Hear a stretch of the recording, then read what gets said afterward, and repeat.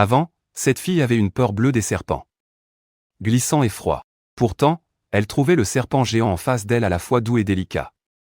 Et ce n'était pas à cause de ses 8 tablettes de chocolat et de sa taille de guêpe, ni de ses traits profonds, de sa maturité, de sa prévenance, de sa puissance inégalée dans le monde, ni du fait qu'il n'aimait qu'elle.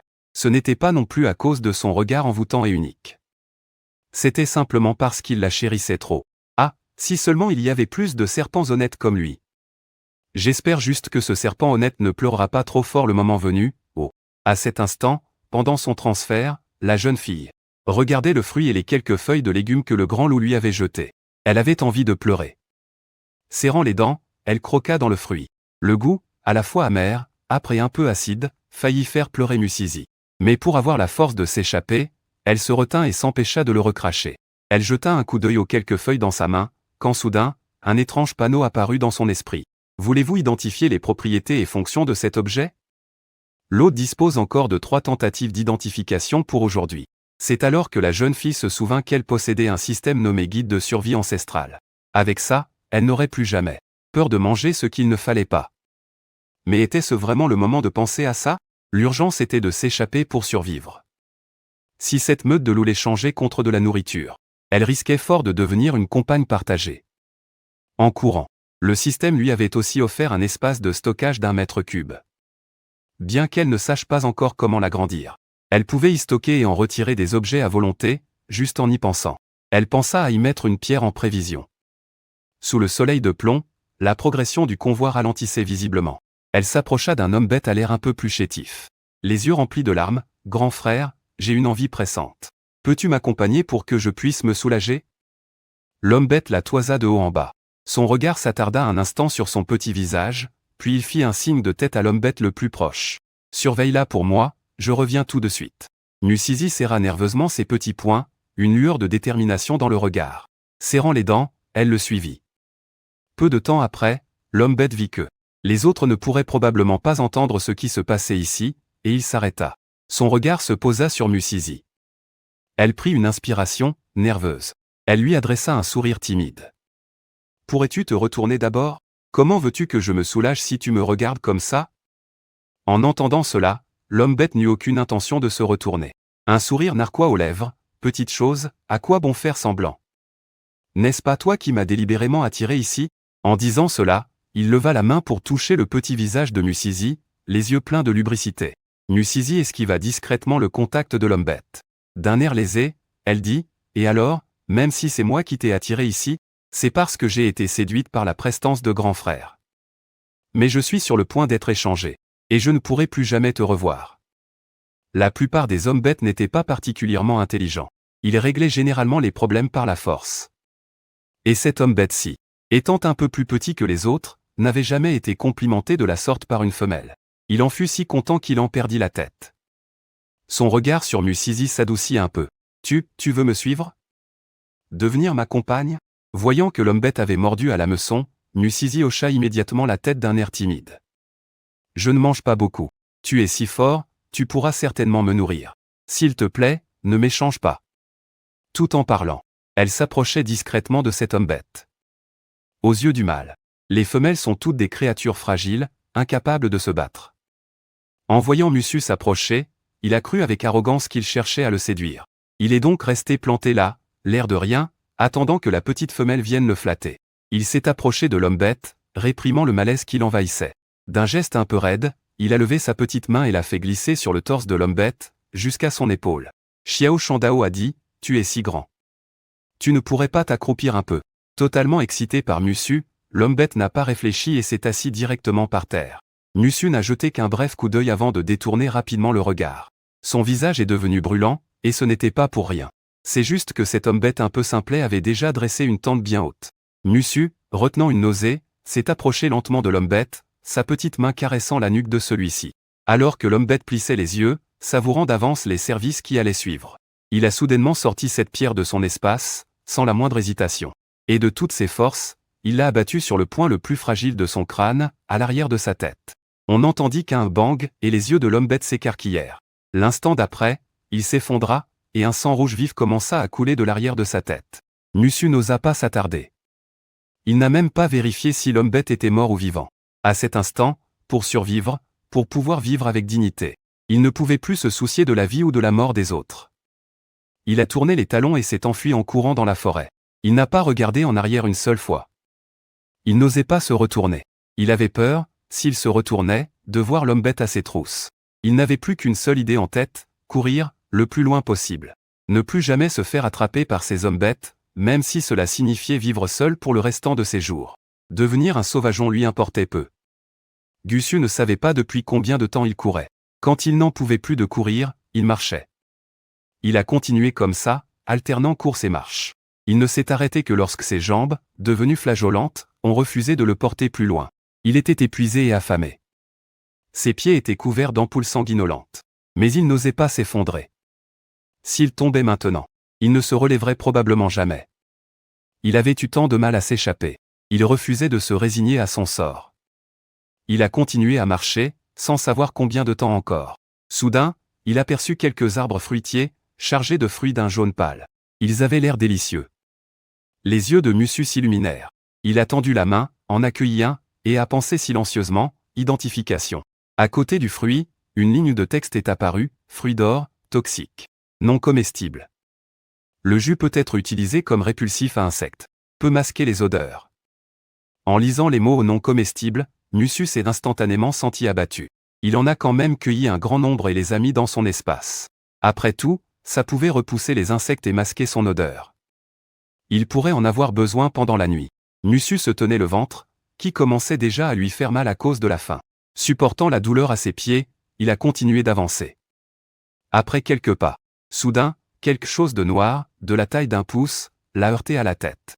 Il en a ramassé un, a réfléchi un instant, et a de nouveau utilisé l'identification. Châtaigne noire, non toxique, comestible, sans effet secondaire. Même si Mussu s'était douté que c'était comestible, il était fou de joie. Il a immédiatement mis le fruit dans sa bouche, l'a ouvert d'un coup de dent et a commencé à manger la chair à l'intérieur. La chair était douce et parfumée, très semblable au marron qu'il avait mangé autrefois. Mussu a dévoré plusieurs châtaignes noires en quelques bouchées. Une fois rassasié, il n'a pas hésité point modèle. Il ramasse une branche par terre et continue de frapper les marrons noirs dans l'arbre. Il range tous les marrons noirs dans son espace. Une fois cela fait, Mussu reprend sa route. La nuit ne va pas tarder à tomber, et des cris de bêtes sauvages commencent à s'élever de la jungle. À en juger par les bruits, elle ne semble pas très loin. Les larmes montent aux yeux de Mussu, mais il serre les dents pour ne pas pleurer. Il n'a plus rien, à part lui-même. Il n'a plus le luxe d'être fragile. Même s'il pleurait à chaudes larmes, personne n'aurait pitié de lui. Cela ne ferait que gâcher ses chances de survie. La nuit devient de plus en plus sombre. Au moment où Mussu commence à désespérer, il aperçoit non loin de là un arbre immense, avec une ouverture sombre à sa base. Une grosse pierre en bloque l'entrée. On dirait qu'elle a été placée là intentionnellement. Mussu hésite un instant, mais il n'a plus vraiment le choix. Heureusement, cette pierre ne bloque pas complètement l'entrée. Vu sa taille, il peut se faufiler en se penchant. La scène à l'intérieur confirme les soupçons de Mussu. Ce trou d'arbre est de toute évidence habité. Il hésite un peu, puis s'avance. En découvrant que la table en pierre est recouverte d'une épaisse couche de poussière, il comprend que personne n'est venu ici depuis longtemps et pousse enfin un soupir de soulagement. Son corps tout entier se détend. Mais ce n'est pas encore le moment de se reposer. Après avoir inspecté les lieux, il se dirige vers l'entrée de la grotte. Il jette un œil à la grosse pierre qui bloque l'entrée, toujours pas tout à fait rassuré. Il regarde autour de lui, réfléchit un instant. Puis son regard se pose sur des branches et des lianes. Il s'assoit par terre, et se met à tresser rapidement, en utilisant la technique que son grand-père utilisait pour fabriquer des clôtures quand il était petit. Il attache les branches avec les lianes pour en faire une sorte de barrière. Il essaie de tirer dessus avec force, puis ajoute un cercle de pierre pour la maintenir. Constatant qu'elle est maintenant bien solide, il pousse un nouveau soupir de soulagement. Mais il ne s'arrête pas pour se reposer. Il sort les fruits dorés qu'il a rapportés. Il en prend 2, les ouvre en 2 et presse tout leur jus sur la barrière. Ce n'est qu'à ce moment-là qu'il s'arrête, un peu plus rassuré. Mais à peine s'est-il arrêté, que la fatigue et la douleur envahissent tout son corps. Mussu vacille et finit par s'appuyer sur la table en pierre. Il s'allonge sur le lit de paille, préparé on ne sait par qui. Bien qu'il soit épuisé, la douleur et les rugissements des bêtes au dehors l'empêchent de trouver le sommeil. L'obscurité est totale. Finalement, Mussu ne peut plus se retenir.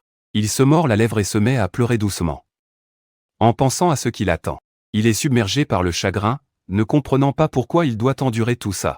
Pourtant, il est reconnaissant envers le système. Car il sait pertinemment qu'il était déjà mort en tombant de cette falaise dans le monde moderne. C'est le système qui lui a donné une seconde chance. Il pleure de tristesse et d'injustice pendant un moment, jusqu'à ce que l'épuisement le gagne. Il finit par sombrer dans un sommeil agité. Mais il ne dort pas longtemps, quand un bruit à l'entrée de la grotte le réveille. En percevant distinctement le son du dehors, Monsieur est pris d'un frisson et se réveille complètement. Il s'approche doucement de l'entrée et regarde à l'extérieur à travers une petite fente de la barrière. Il aperçoit alors un serpent géant, plus large qu'un seau, qui se bat avec un aigle féroce de taille similaire. En toute logique, normalement, un serpent ne devrait pas pouvoir battre un aigle, et pourtant, celui-ci était en train de l'écraser. L'aigle a tenté de s'envoler plusieurs fois, sans succès. Rien qu'à la vue de ce serpent géant, MSS a senti ses cheveux se hérisser sur sa tête. De toute sa vie, ce qu'il craignait le plus, c'étaient les créatures à sang-froid comme les serpents. Il en perdit l'équilibre. Il manqua de tomber par terre. Il se ressaisit et tenta de se donner du courage en son fort intérieur. Le serpent ne l'avait pas repéré. De plus, il avait répandu du jus de fruits dorés à l'entrée de la grotte, pour masquer son odeur. Il ne devrait pas se faire repérer. Se rassurant ainsi, MSS rassembla son courage et jeta un nouveau coup d'œil à l'extérieur. C'est alors qu'il vit que le combat était terminé, et son regard croisa celui du serpent géant. C'est à ce moment-là qu'il remarqua que les deux yeux du serpent n'étaient pas de la même couleur. L'un était vert foncé, l'autre rouge, ce qui lui donnait un air étrangement démoniaque. Mais MSS était déjà pétrifié par la peur, complètement figé sur place. Il en avait même oublié de respirer. Au moment où il pensait que le serpent géant allait lui foncer dessus pour le dévorer, celui-ci sortit de son champ de vision, enroulant sa queue autour du grand aigle qui gisait mort sur le sol. Il quitta rapidement les lieux. Mais juste avant de partir, il jeta un dernier regard dans sa direction, terrifiant MSS qui commençait à peine à pousser un soupir de soulagement. Il faillit s'évanouir. Une fois le serpent géant parti, il se mit à rassembler ses affaires en toute hâte. Il devait partir d'ici, il n'avait pas le choix. Un serpent géant l'avait repéré. S'il ne l'avait pas mangé tout de suite, c'était sûrement parce que le grand aigle lui suffisait pour le moment. Il sortit de la cavité de l'arbre et prit la direction opposée à celle du serpent. Mais il ne remarqua pas que le serpent géant, qui était censé être parti, se trouvait en réalité non loin de là, ses deux yeux de couleurs différentes. Le fixant intensément, sans presque jamais ciller. Son regard était empli d'une lueur prédatrice. MSS n'avait pas marché longtemps avant de commencer à regretter sa décision. Il se dit qu'il aurait dû attendre demain pour partir. Le serpent géant avait déjà une proie énorme. Il n'allait probablement pas se remettre à chasser de sitôt. Et son pied n'était pas encore guéri. La douleur se réveilla, plus vive encore. La plaie s'était rouverte. Il était allé si loin, impossible de faire demi-tour. Heureusement, en chemin, il avait réussi à attraper deux petits poissons argentés près d'une rivière. Bien qu'ils ne soient pas comestibles, il avait déterminé que leur fiel avait des propriétés anti-inflammatoires. Avec son couteau, il préleva le fiel pour l'appliquer sur sa blessure. Après avoir rangé le reste dans son espace de stockage, il serra les dents et continua d'avancer, espérant trouver au plus vite un nouvel endroit où se cacher. Que ce soit le ciel qui ait entendu ses prières ou un simple hasard. Il finit par apercevoir une grotte. Mais cette grotte était très étrange. Son entrée était incroyablement lisse, comme si elle avait été polie un nombre incalculable de fois. MSS passa la tête à l'intérieur, jeta un œil et tendit l'oreille, mais n'entendit aucun bruit. Il prit donc son courage à deux mains et y entra. À peine arrivé au fond, ses pupilles se contractèrent. Sur le sol de la grotte, gisait la carcasse d'un grand aigle. C'était précisément celui qui s'était battu contre le serpent géant. MSS sentit une sueur froide couler dans son dos. Jamais il n'aurait imaginé qu'en essayant de fuir le serpent géant, il avait couru tout droit dans son repère. Il comprit alors enfin pourquoi l'entrée de la grotte était si lisse. Avec un serpent aussi énorme faisant des allers-retours, comment aurait-il pu en être autrement? Ses jambes se dérobèrent sous lui, mais il n'osa pas s'attarder. Il a voulu s'enfuir, mais s'est heurté à un torse dur comme la pierre. Mousse, terrifié, a poussé un cri et a voulu reculer, mais une paire de bras puissants l'a ramené dans cette étreinte. Au-dessus de sa tête résonna une voix masculine, grave et agréable. « De quoi as-tu peur ?» En entendant ces mots, Mousse a finalement repris ses esprits. Réalisant qu'il avait percuté une personne, il s'est senti un peu soulagé. Il a levé la tête pour regarder cet homme qui le dépassait de beaucoup. Cet homme était très grand et très fort. Ses muscles semblaient déborder d'une puissance explosive terrifiante, et les traits de son visage étaient nets et profonds. Mais le plus important, c'est qu'il avait les yeux verrons. Son regard avait quelque chose de sauvage.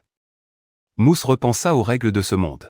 En regardant à nouveau les pupilles de cet homme bête, des larmes ont commencé à monter à ses yeux et ses lèvres se sont mises à trembler. Finalement, il a rassemblé son courage pour demander « C'est toi, le grand serpent de tout à l'heure ?» L'homme bête a entendu sa question et n'a pas hésité un seul instant. Il a hoché la tête et a répondu directement « C'est exact. Je m'appelle YXU. Tu pourras m'appeler Axu. » Après avoir dit ça, YXU baissa la tête pour renifler le cou de Mousse, plissant les yeux avec une expression d'extase. Il a continué « Tu sens si bon. Petite femelle sans maître. Désormais, tu m'appartiens. » En entendant ces mots, Mousse fut pris d'un frisson de peur. Les larmes aux yeux, il a demandé « S'il te plaît, laisse-moi partir. Je suis entré ici par accident. » En entendant cela, YXU a froncé les sourcils, et une lueur de folie a traversé son regard. Mais il l'a vite dissimulé. Il n'avait aucune intention de le laisser partir. Au contraire, il a resserré son étreinte, baissant la tête pour se frotter contre le cou de Mousse. Il a répondu avec un air obsédé, « Une fois, c'est un accident. Mais 2 fois, c'est aussi un accident. D'abord, tu es entré dans le creux de mon arbre, et maintenant, tu entres dans ma grotte. Ça prouve que tu es destiné à être à moi, dit-il en déposant un baiser apaisant sur Mousse. Je prendrai soin de toi. Ne t'inquiète pas, même si je suis un homme bête errant. Je suis très fort. Je veillerai à ce que tu manges à ta faim et je te protégerai. » Après avoir parlé, il a dévisagé Mousse de haut en bas avec une lueur étrange dans les yeux. Il n'a pas manqué un seul détail. Après l'avoir examiné attentivement, il a continué, « Et toi, tu n'as qu'à me suivre, être ma petite femelle, et me donner quelques portées de petits. » En entendant les mots de YXU, Mousse n'a ressenti aucune joie. Au contraire, il a reculé de peur, mais n'a pas pu bouger d'un pouce les bras qui l'enserraient. Il ne s'attendait pas à être à peine sorti de la tanière du loup pour tomber dans la gueule du serpent. Il avait une peur bleue des serpents. Même si YXU était sous forme humaine, dès qu'il pensait à sa forme de bête, il était paralysé par la peur. De plus, il ne voulait absolument pas être la femelle de quelqu'un, et encore moins lui donner des enfants. Mais à cet instant, YXU était, lui, très heureux. Il ne s'attendait pas à avoir autant de chance. Trouver une petite femelle égarée. Et cette petite femelle était très belle. Parfumée, douce, elle avait l'air délicieuse. Un peu maigre, certes, mais il suffirait de bien la nourrir. Bien qu'il ne sache pas pourquoi une femelle si précieuse errait seule par ici, et dans un si piteux état. Mais YXU n'avait pas l'esprit à s'en préoccuper. C'était une surprise que lui offrait le dieu des bêtes. Dans ce monde, les hommes bêtes comme lui, qui possédaient des traits différents des autres, étaient appelés les hommes bêtes de mauvais augure. Ils étaient expulsés de leur tribu et devenaient des errants. Ils n'avaient pas le droit de posséder leur propre femelle. Et lui, il a trouvé une petite femelle. Et une si jolie petite femelle, en plus. Si douce et parfumée. Il n'arrivait plus à s'en détacher. Comment ne pas être fou de joie? Il observa la réaction de la petite femelle dans ses bras, puis songea à la réputation des hommes bêtes errants. YXU se dit que si la petite femelle avait si peur de lui, c'était sûrement parce qu'il était un homme bête errant. Les hommes bêtes errants n'ont pas de femelle à eux. Leur période de rut est difficile à supporter, alors il arrive qu'ils enlèvent de force les femelles des tribus. Les petites femelles qui se font enlever sont souvent tourmentées au point d'être à moitié mortes. C'est pourquoi, aux yeux des femelles, ils sont souvent considérés comme des démons. En pensant à cela, YXU fronça les sourcils et jeta un œil à la petite femelle blottie dans ses bras. « Petite femelle, n'aie pas si peur de moi. Je ne suis pas comme les autres hommes bêtes errants. Je vais t'élever jusqu'à ce que tu sois adulte. Quand tu seras en chaleur, on s'accouplera et on fera des petits. Tu n'as pas à t'inquiéter, je ne te ferai pas de mal. » En entendant ces mots, Mousse en oublia même sa peur. Son visage devint rouge pivoine.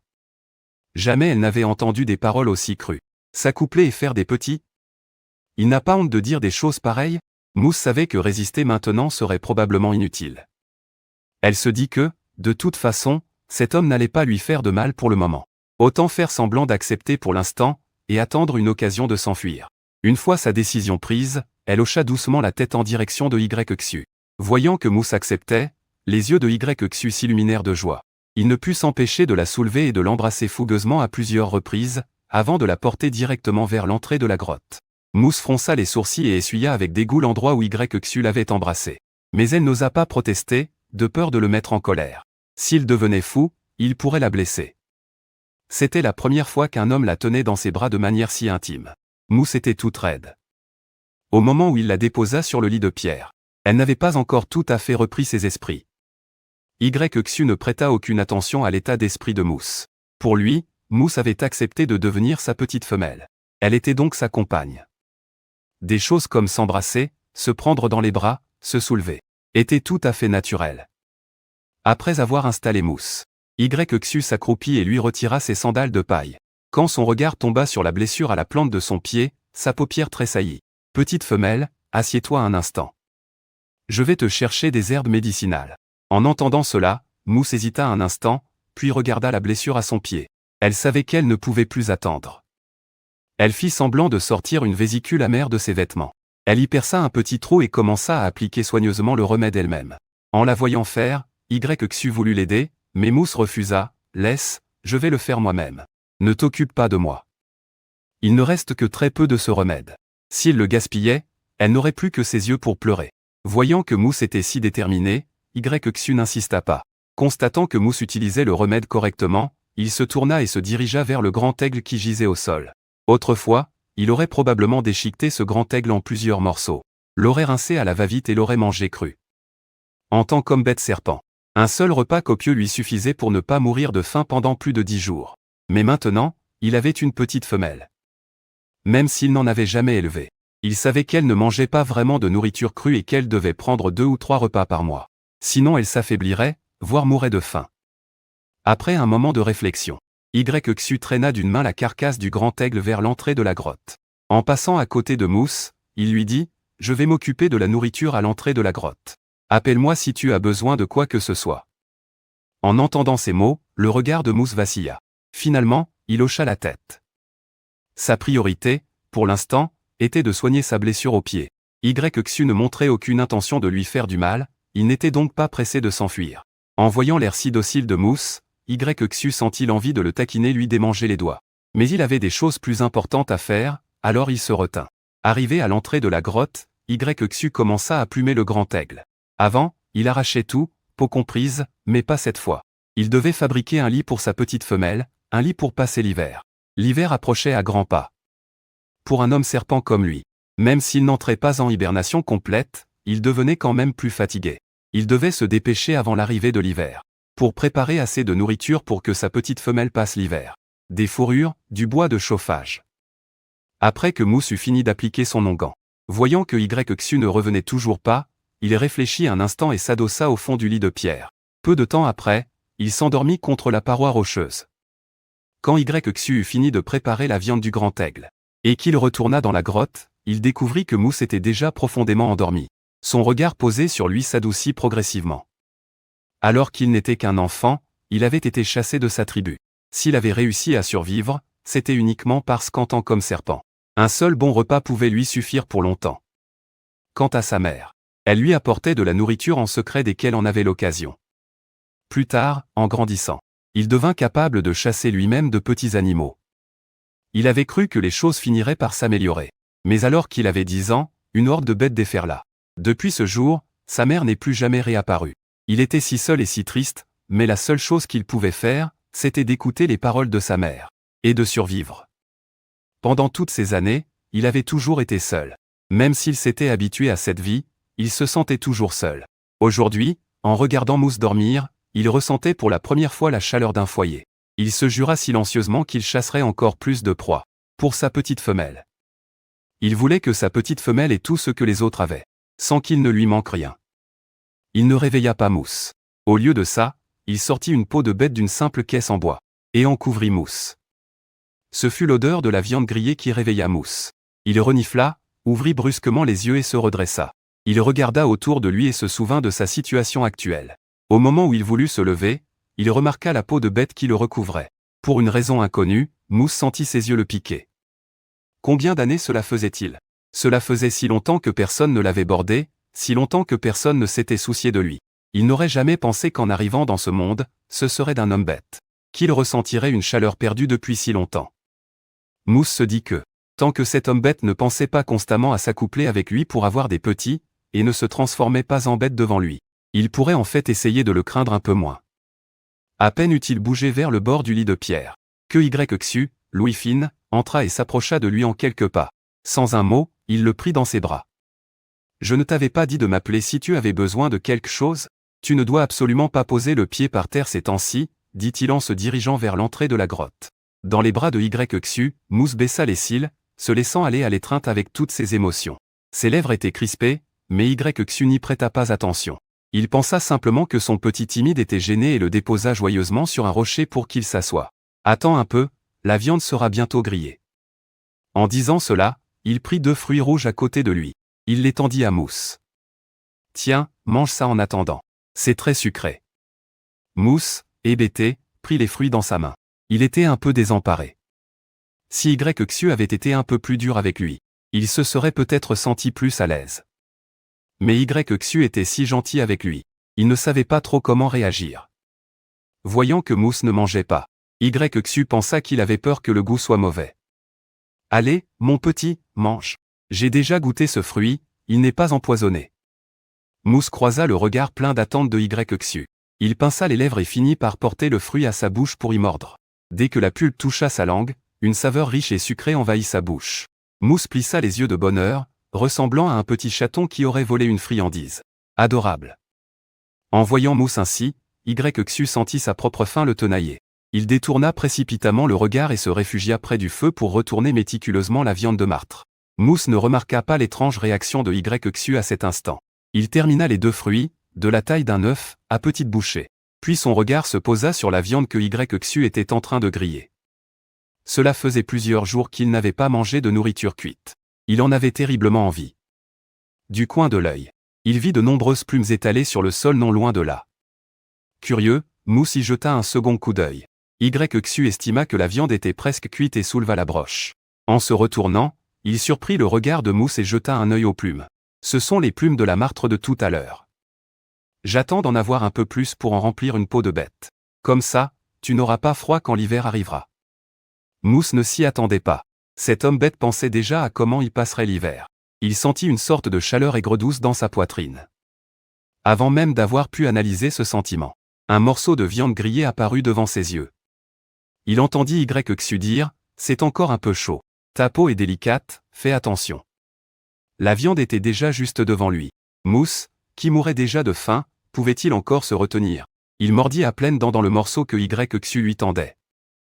Même s'il n'y avait qu'un peu de sel. Pour le Mousse actuel, c'était déjà un mets d'une rareté incroyable.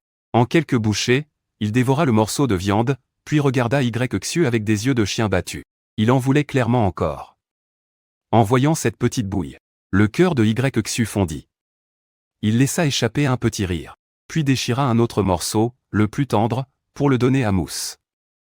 Bien que Mousse se sentît un peu honteux d'être nourri de la sorte, on ne refuse pas de la bonne nourriture. Pour une bouchée de plus, il était prêt à mettre sa fierté de côté. Oui, il était aussi faible que ça. YXU adorait cette sensation de nourrir son petit protégé. Il en tirait un grand sentiment d'accomplissement. En quelques instants, Mousse fut rassasié. Voyant Mousse secouer la tête pour refuser, YXU fronça les sourcils. Il trouvait que son petit protégé mangeait vraiment trop peu. Sceptique, il tendit la main pour vérifier. Il palpa le ventre de son petit protégé et ne fut rassuré qu'en sentant qu'il était bien rebondi. Quand YXU posa la main sur lui, Mousse se figea complètement. Il crut que YXU, après l'avoir rassasié, voulait lui faire autre chose. Quand il comprit qu'il vérifiait seulement s'il avait assez mangé, il fut à la fois soulagé et un peu honteux, trouvant que ses pensées étaient vraiment déplacées. Au moindre mouvement, il suspectait les autres d'avoir de mauvaises intentions. YXU, lui, ne se doutait absolument pas de ce que son petit était en train de penser. « Mon petit, je dois suspendre le reste de la viande près du feu pour la faire sécher un peu. Je dois aussi profiter qu'il fasse encore jour pour chasser d'autres proies et en faire de la viande séchée pour que tu passes l'hiver. Tu veux rentrer à la grotte maintenant ?» Mousse, qui avait toujours prévu de s'enfuir, se sentit très mal à l'aise en entendant ces mots. Il avait l'impression d'être un salaud qui trompait un homme honnête. Rongé par la culpabilité, il n'osa pas regarder YXU droit dans les yeux et secoua doucement la tête. « Je veux rester assis ici un moment. » YXU ne s'y opposa pas d'accord. « Mon odeur est ici. Les bêtes sauvages des environs n'oseront pas s'approcher. Tu n'as pas à avoir peur. » En disant cela, il jeta un œil aux lanières de viande qui grillaient encore et ajouta quelques grosses branches dans le feu. Puis il prit Mousse dans ses bras pour le rapprocher juste un petit peu plus du feu. Ses soins si attentionnés laissèrent Mousse complètement troublé. Il ne put que réprimer ce sentiment étrange dans son cœur et hocha la tête. YXU ne remarqua absolument pas que quelque chose clochait dans l'humeur de Mousse. Il lui caressa les cheveux doux, puis se pencha pour déposer un léger baiser sur la joue de Mousse. Ce n'est qu'après cela qu'il se releva et disparut rapidement de sa vue. Un bon moment après le départ de Yxu, Mousse leva enfin la main. Il toucha l'endroit où il avait été embrassé, les yeux fixés là où Yxu avait disparu. Son regard était complexe. En pensant à toute la gentillesse de Yxu, Mousse s'avertit intérieurement de ne pas se laisser avoir par ses belles paroles. Ce bestial veut seulement s'accoupler avec moi, il veut que je lui fasse des enfants. C'est pour ça qu'il est si gentil. Si ce n'était que pour avoir des enfants. Face à un danger de mort, j'hésiterais peut-être encore. Mais avec ce bestial, ce qui naîtrait serait bien un enfant, mais de quelle espèce, ça, c'est une autre histoire. Les bestiaux mâles gardent leur forme de bête jusqu'à l'âge de 3 ans. Rien qu'à l'idée de se voir entouré d'un tas de petits serpents, Mousse frissonna de peur. Sa détermination à s'enfuir n'en fut que plus forte. Yxu, lui, ne savait pas que son petit ne pensait qu'à s'échapper.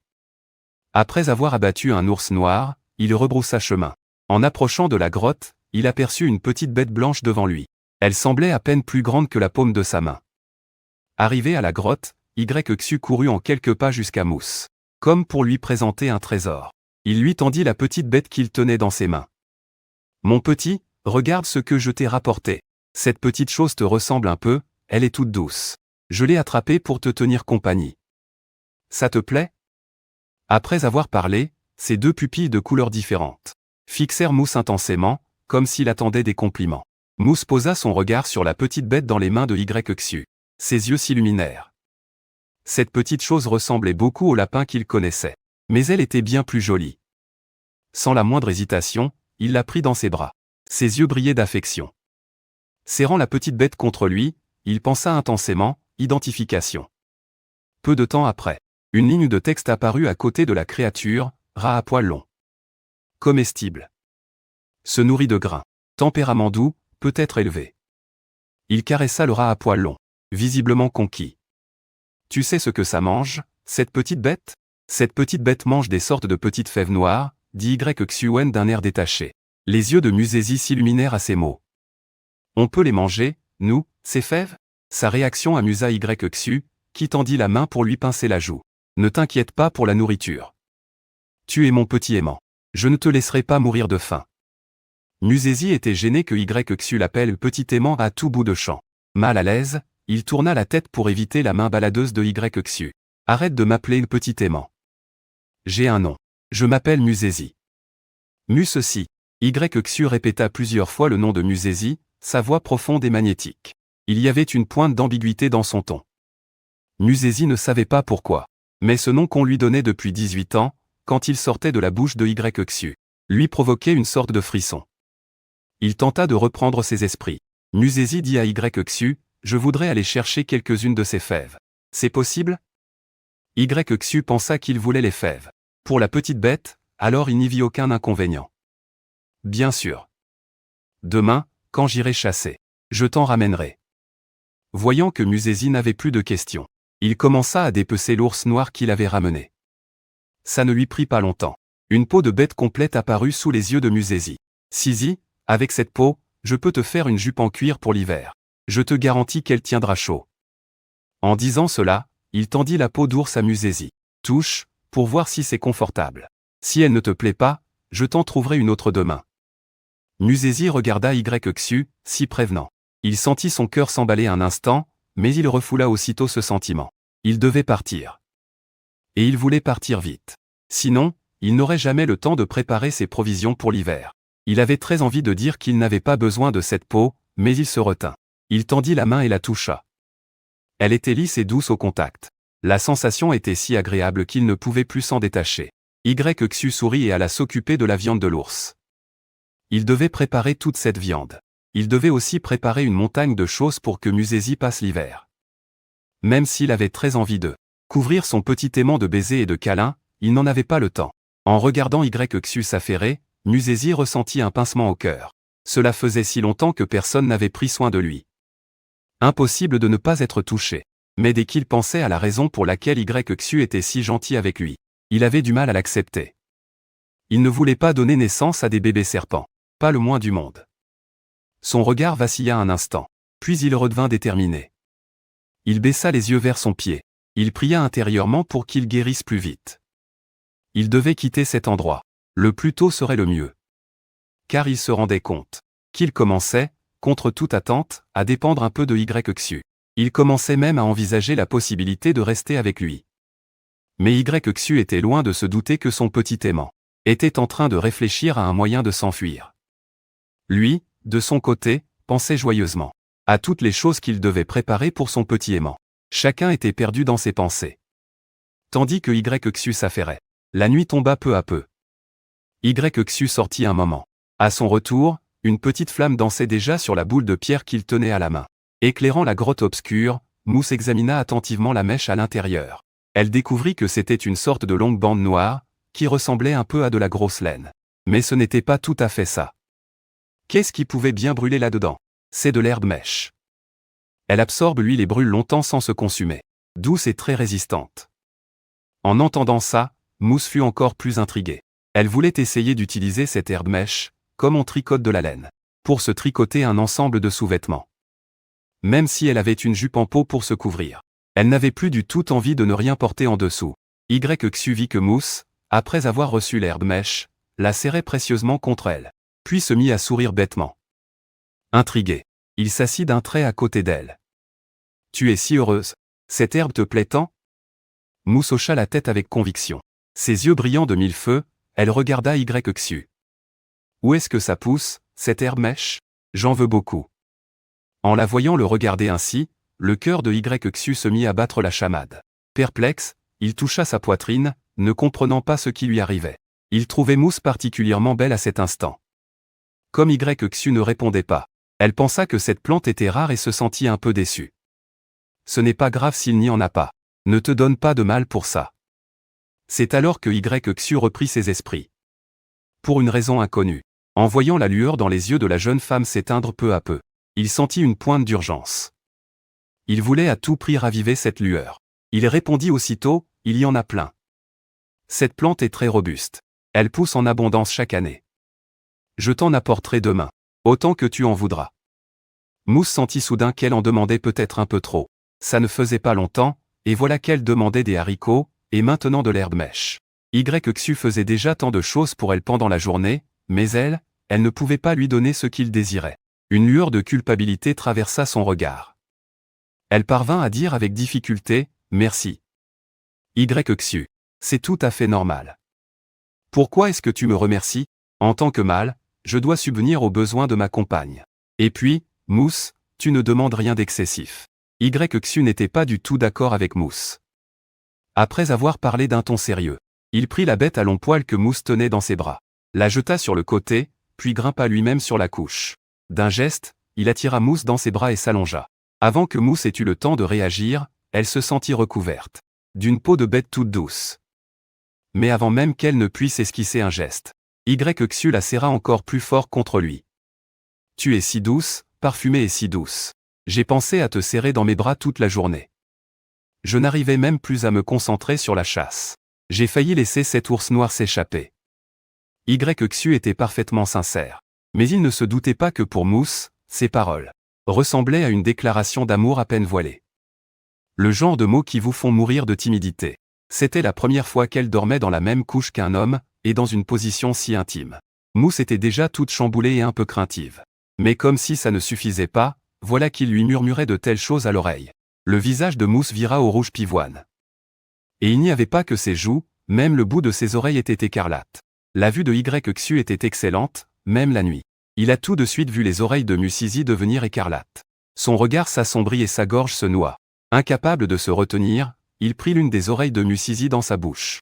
Musizi frissonna face au geste soudain de YXU. Une sensation de picotement parcourut instantanément son oreille jusqu'à son cerveau. Musizi poussa un cri de surprise et tenta de reculer, mais YXU le tenait dans ses bras, le rendant incapable de s'échapper. Le regard de YXU avait déjà glissé vers son cou blanc et délicat. Son regard devint de plus en plus sombre.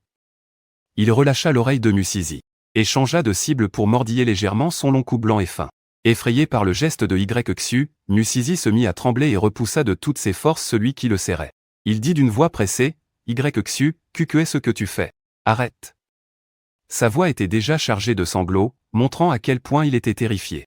En réalité, YXU n'avait pas l'intention de faire quoi que ce soit à Musizi pour le moment. Il n'était pas du genre à revenir sur sa parole.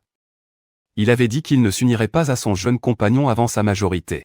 Et il s'y tiendrait. Il avait simplement été envoûté par la beauté qui s'offrait à lui.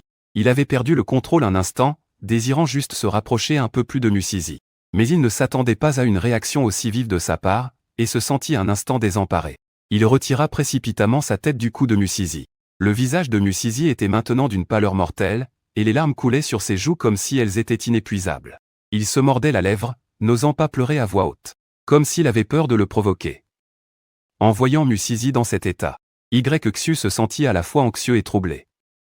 Bien qu'il n'ait jamais vécu au sein d'une tribu, il savait comment les hommes bêtes de ce monde interagissaient. De nos jours, les hommes bêtes n'avaient quasiment aucune notion d'intimité. Plusieurs couples pouvaient même vivre dans la même grotte, et la nuit venue, chacun entraînait son compagnon pour faire l'amour. Ils allaient même jusqu'à comparer la durée de leurs ébats pour s'amuser, sans aucune pudeur.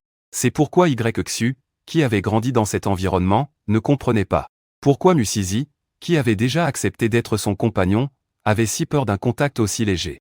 La passion qu'il ressentait un instant plus tôt avait laissé place à un profond abattement. Il pensait que Musizi le méprisait à cause de son statut d'homme bête errant. Il relâcha lentement son étreinte et leva la main pour essuyer les larmes de Musizi. Mais il sentit clairement Musizi reculer de peur à cet instant précis. Xu fut blessé, mais il essuya tout de même doucement les larmes de Musizi. Il dit d'un air abattu, « Sizi, n'aie pas peur. Je ne te toucherai plus, c'est promis. » Le cœur de Xu était rempli d'amertume, mais il n'éprouvait aucune colère envers lui. À ses yeux, les jeunes compagnons étaient tous des êtres délicats. S'il avait si peur de son contact, ce devait être parce qu'il ne se connaissait pas encore assez bien, et que son statut d'homme bête errant l'empêchait de lui faire confiance immédiatement. Tant qu'il se montrerait assez bon envers Musizi, et lui prouverait sa force, Musizi finirait certainement par l'apprécier de plus en plus. Il ne devait pas se précipiter. Mais Musizi, lui, ignorait tout des pensées de Xu. Il avait été véritablement terrifié un instant plus tôt, pensant que Xu allait le forcer sans se soucier de son refus. Si Xu avait vraiment voulu le contraindre, il n'aurait eu aucun moyen de s'échapper. Alors qu'il commençait à désespérer, Xu s'était arrêté face à son refus. Quand Xu avait levé la main, il avait cru l'avoir mis en colère. Je pensais qu'il allait me frapper, mais je ne m'attendais pas à ce que Xu me réconforte avec autant de douceur. Il a même essuyé mes larmes. Quand j'ai croisé son regard empreint de solitude à ce moment-là, j'ai soudainement ressenti une pointe de culpabilité. J'avais l'impression de ressembler de plus en plus à une garce qui se joue des sentiments d'un homme honnête. Mais je n'avais pas d'autre choix. J'aurais tant voulu dire la vérité à Xu. Lui dire que je ne voulais pas être son compagnon, que je ne voulais pas lui pondre d'œufs. Mais je n'osais pas. J'avais peur que si je parlais, Xu perde patience. Et qu'il profite de moi sans se retenir. Si seulement Xu se contentait d'être un voisin ordinaire. Je ne voudrais pas le tromper ainsi. Mais il ne pense qu'à avoir des petits avec moi. Que pouvais-je y faire? On parle de bébé serpent, quand même. Plus Musizi y pensait, plus il se sentait lésé et triste. Il décida de partir dès que son pied serait guéri, et en attendant, de faire de son mieux pour ne pas être un parasite. Il partagerait avec Xu toute la nourriture qu'il savait identifier et trouver. Il jeta un coup d'œil à l'herbe flamboyante qu'il tenait dans sa main, et son regard s'illumina. Il se souvint que cet homme semblait se promener partout avec son énorme truc. Il rougit légèrement et, après un instant d'hésitation, il décida de tisser quelques caleçons pour Xu, en guise de remerciement pour tous ses soins. Xu regardait Musizi faire de son mieux pour l'éviter. Il était déçu, mais n'essaya pas de se rapprocher à nouveau. Chacun perdu dans ses pensées, Musizi ne tarda pas à succomber au sommeil. Le temps se rafraîchissait peu à peu. Et la nuit, en particulier, la température chutait drastiquement. Dans son sommeil, Musizi sentit le froid et, par instinct, se rapprocha de la source de chaleur. Bien que Xu soit un homme bête de type serpent, sous sa forme humaine, il n'était pas du tout froid. Son corps était agréablement chaud. Xu sentit quelque chose se blottir contre lui. Il ouvrit les yeux dans son demi-sommeil et tomba sur le visage du petit être endormi paisiblement. Une lueur d'hésitation traversa son regard, mais il décida finalement de suivre son cœur. Discrètement, il ouvrit ses bras, et l'instant d'après, Musizi roula directement dedans, comblant le vide contre lui. Xu baissa les yeux vers la personne dans ses bras. Un sourire se dessina sur ses lèvres. Furtivement, il se frotta contre le sommet de la tête de Musizi, puis ferma les yeux, satisfait, et sombra rapidement dans le sommeil. Le lendemain, Musizi ouvrit les yeux, encore tout embrumé. La première chose qu'il vit fut le torse musclé, aux lignes pures et puissantes, de l'homme. Son propre bras était enroulé autour de la taille de ce dernier. Mais ce n'était pas le plus honteux. Le plus honteux, c'est qu'il avait même passé une jambe par-dessus la cuisse de l'autre. Il s'accrochait à lui comme une pieuvre. En repensant à la veille au soir, à la façon dont il avait refusé ses avances, et en voyant sa position actuelle, si hypocrite, Musizi avait juste envie de mourir. Toute envie de dormir l'avait quitté. Le visage écarlate, les yeux tremblants.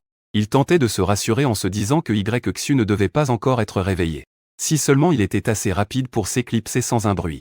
Personne ne saurait jamais à quel point il s'était ridiculisé. Mais alors qu'il levait prudemment la tête, il tomba directement sur le regard mi-souriant, mi-moqueur de YXU. Toute lueur d'espoir s'éteignit pour Musizi. Il bondit à l'autre bout du lit et bafouilla, « YXU, ne te méprends pas. C'est juste que je bouge beaucoup en dormant. Je ne voulais pas profiter de toi. » YXU était réveillé depuis longtemps. Il avait senti que Musizi allait bientôt se réveiller. Il a aussitôt retiré sa main qui l'enlaçait, faisant comme si c'était Mussu qui avait commencé. Bien sûr, peu importe la raison, c'était bien Mussu qui avait bougé en premier. Cette fois, en entendant les paroles de Mussu, il a failli éclater de rire. Il s'est redressé sans cérémonie et a dit d'un air ravi, « Sizi, qu'est-ce que tu racontes? Comment ça, profiter de toi? Je suis ton mal. Tu peux toucher n'importe quelle partie de mon corps. » Mussu n'en pouvait plus de la façon de parler de cet homme bête des temps anciens. C'était vraiment des paroles suggestives à chaque phrase. Le problème, c'est qu'il le disait avec un aplomb déconcertant, sans la moindre gêne, ce qui donnait l'impression que c'était lui qui faisait des manières. N'en demandez pas plus, il était juste énervé. Il a tourné la tête vers YXU, et au moment où il allait dire quelque chose, son regard est tombé par inadvertance sur un certain endroit. Au début, il était un peu perplexe. Mais quand il a compris ce qu'il voyait, il est resté complètement abasourdi. Il a levé les yeux, horrifié, vers YXU qui affichait un air innocent, et a reculé instinctivement. L'expression sur son visage était indescriptible, il semblait complètement à côté de la plaque. YXU a baissé les yeux vers lui-même, perplexe, puis il a compris pourquoi Mussu avait cette expression. Mais pouvait-on vraiment lui en vouloir? Il était dans la fleur de l'âge. Ce genre de réaction était tout à fait normal. Après avoir enlacé Mussu un bon moment, s'il n'avait eu aucune réaction, aurait-on pu le considérer comme un homme bête normal? Dans ce monde, quand les femelles choisissaient un partenaire, elles ne regardaient pas seulement sa capacité à chasser. Certaines femelles plus audacieuses exigeaient même une démonstration. YXU n'était pas très sûr de lui. Après tout, sa petite femelle semblait très différente des autres femelles de la tribu. Il ne savait pas comment interpréter la réaction actuelle de Mussu. Qu'est-ce qui lui prenait? Il s'est frotté le nez, se sentant un peu coupable. Il a dit à Mussu, « C'est une réaction normale pour un homme bête. Sizi, n'aie pas peur. » En entendant ça, Mussu a poussé un cri intérieur. Il a eu des cours d'éducation sexuelle, d'accord? Avait-il besoin de ces explications? Il jurait que son expression actuelle n'avait absolument rien à voir avec ça. Il n'a pas pu s'empêcher de jeter un autre coup d'œil. Le visage de Mussu est devenu un peu blême.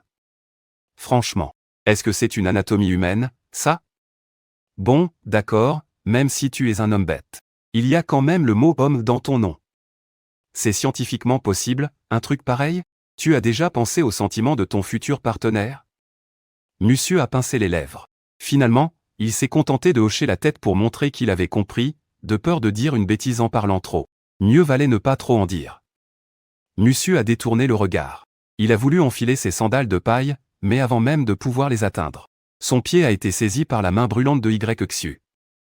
Il a eu un mouvement de recul instinctif. Il a vu YXU froncer les sourcils en regardant les croûtes sur son pied. Il y avait de la peine dans son regard.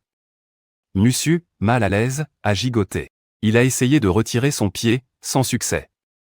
Au moment où il allait parler, il a vu YXU sortir de nulle part 2 petits morceaux de fourrure fine. Il a commencé à en envelopper le pied de Mussu. Prends ça en attendant. Je connais un arbre dont l'écorce peut servir de semelle. Quand j'en aurai ramené, je te fabriquerai 2 paires de chaussures que tu pourras porter. Mussu observait les gestes de YXU et écoutait ses paroles. Son cœur était tout chose, un mélange d'émotion et de chaleur, mais il n'a pas dit un mot. Ça n'a pas dérangé YXU. Après avoir bandé les pieds de Mussu, il l'a simplement pris dans ses bras et s'est dirigé vers l'entrée de la grotte. Une fois qu'il l'eut installé confortablement, il a commencé à allumer un feu pour faire griller de la viande. Mussu pensait que YXU utiliserait. Il s'attendait à la méthode la plus primitive pour faire du feu par friction, mais il découvrit que Xu sortit simplement 2 pierres noires et les frappa au-dessus de quelques herbes sèches. Après quelques chocs, une flamme jaillit. Les yeux de Musizi s'illuminèrent. Il pensait qu'il faudrait faire du feu en frottant du bois. Il s'était déjà préparé à avoir des ampoules aux mains. Peu de temps après, Xu avait fini de griller la viande. Comme la veille, il en donna d'abord à Musizi. Après le repas, Xu plaça la créature à long poil dans les bras de Musizi. Pour qu'il te tienne compagnie, Sizi. Bon, je vais à la chasse. Je te rapporterai de l'herbe pyroline et des haricots noirs. S'il y a un problème, attends mon retour pour en parler. Compris? Musizi avait très envie d'accompagner Xu. Mais en pensant à son état, il hocha la tête pour montrer qu'il avait compris. Son regard se posa alors sur les silex, puis sur son propre pied. Finalement, il ne put retenir sa curiosité. Prenant appui avec précaution sur son pied, il prit les silex et commença à essayer. Réussissant pour la première fois à allumer un feu dans la nature, Musizi faillit sauter de joie. Heureusement, il se souvint que son pied était blessé et se retint. Le temps passa vite. Musizi ne s'en rendit pas compte. Il avait étudié comment faire du feu, puis en avait profité pour étudier son propre espace. Une bonne partie de la journée était déjà passée, et Xu était de retour. Il vit que Musizi n'était plus du tout à l'endroit où il l'avait laissé. Il fronça les sourcils et se dirigea à grands pas vers Musizi. Musizi entendit du bruit, se retourna et vit l'expression de Xu. Il se sentit un peu coupable, mais ce sentiment fut complètement balayé par ce que Xu portait autour du cou. Xu, ce sont des haricots noirs là-dedans? Xu ne répondit pas. Il s'accroupit, prit le pied de Musizi, défit la petite peau de bête qui l'enveloppait et l'examina attentivement. Constatant que la blessure ne s'était pas aggravée, son expression s'adoucit un peu. Musizi fut un peu surpris. Il regarda Xu lui refaire son bandage avec la peau de bête. « Je ne t'avais pas dit de ne pas te lever? Et si tu avais aggravé ta blessure ?» En entendant cela, Musizi resta sans voix. Xu était trop bon avec lui. Quelle que soit la raison de la gentillesse de Xu, il ne pouvait pas le nier. Xu était, jusqu'à présent, la personne qu'il avait le mieux traité au monde. Même son grand-père, qui avait été si bon avec lui, n'était pas comme Xu. Il le faisait toujours passer en premier, prenant soin de lui dans les moindres détails. Voyant Musizi tête baissée et silencieux, Xu pensa que son ton avait été trop dur. Craignant de l'avoir effrayé, il s'empressa d'expliquer « Sizi, ne te méprends pas. Je ne t'en veux pas. Je suis juste inquiet pour ta blessure. » En disant cela, il prit le sac et le posa délicatement devant Musizi. « Sizi, regarde. J'ai rapporté tout ce que tu voulais. L'herbe pyroline doit sécher un peu avant d'être utilisée. Quant aux haricots noirs, tu peux les donner directement à la petite bête. » En entendant cela, Musizi oublia instantanément ses pensées précédentes et ouvrit vivement le sac en peau. Il voulait voir à quoi ressemblaient ces haricots noirs et s'ils étaient comestibles. Après inspection, non seulement ils étaient comestibles, mais ils pouvaient aussi être moulus en farine. Musizi était fou de joie. Ainsi, tout l'après-midi, Xu, l'air perplexe, l'aida, et ils finirent par préparer un tas de galettes. Il a piqué la galette avec une branche pour vérifier la cuisson, puis il en a pris une. Il l'a tendue à Xu, qui n'arrêtait pas d'avaler sa salive. Il n'en pouvait plus d'attendre. À peine Musizi avait-il approché la galette de haricots noirs de lui, qu'il s'en est emparé avec empressement. Musizi a été surpris par son geste. La phrase « Attention », c'est chaud n'avait même pas franchi ses lèvres qu'il a vu Xu la prendre sans même froncer les sourcils. Il a porté la galette de haricots noirs directement à sa bouche, ne la trouvant visiblement pas brûlante du tout. La bouche pleine, il marmonnait que cette galette était délicieuse. Une fois le repas terminé, les haricots noirs que Xu avait rapportés avaient presque tous disparu. Musizi l'avait observé ces 2 derniers jours. Et il ne mangeait pas beaucoup plus que lui. C'était la première fois aujourd'hui qu'il voyait Xu manger de si bon appétit. Il a été momentanément stupéfait par son appétit. Face à l'expression de Musizi, Xu s'est senti un peu mal à l'aise. « Ah, Musizi trouve que je mange trop. » Il s'est empressé d'expliquer, « Sizi, nous, les hommes bêtes serpents, avons un plus grand appétit. Mais un bon repas peut nous tenir plusieurs jours sans avoir faim, alors ne t'inquiète surtout pas si je mange beaucoup, au point de ne pas pouvoir te nourrir. » Bien sûr. Cette dernière partie, Xu se l'est seulement dite dans sa tête, sans la prononcer à voix haute. En entendant l'explication de Xu, Musizi s'est souvenu des habitudes des serpents. Il ne s'attendait simplement pas à ce que les hommes bêtes serpents conservent encore leurs habitudes primitives. C'est tout. Si c'est le cas, demanda-t-il, curieux. Est-ce que tu dois hiberner et manger quand l'hiver arrive? Xu, amusé par la question, hocha la tête. Bien sûr que je dois manger.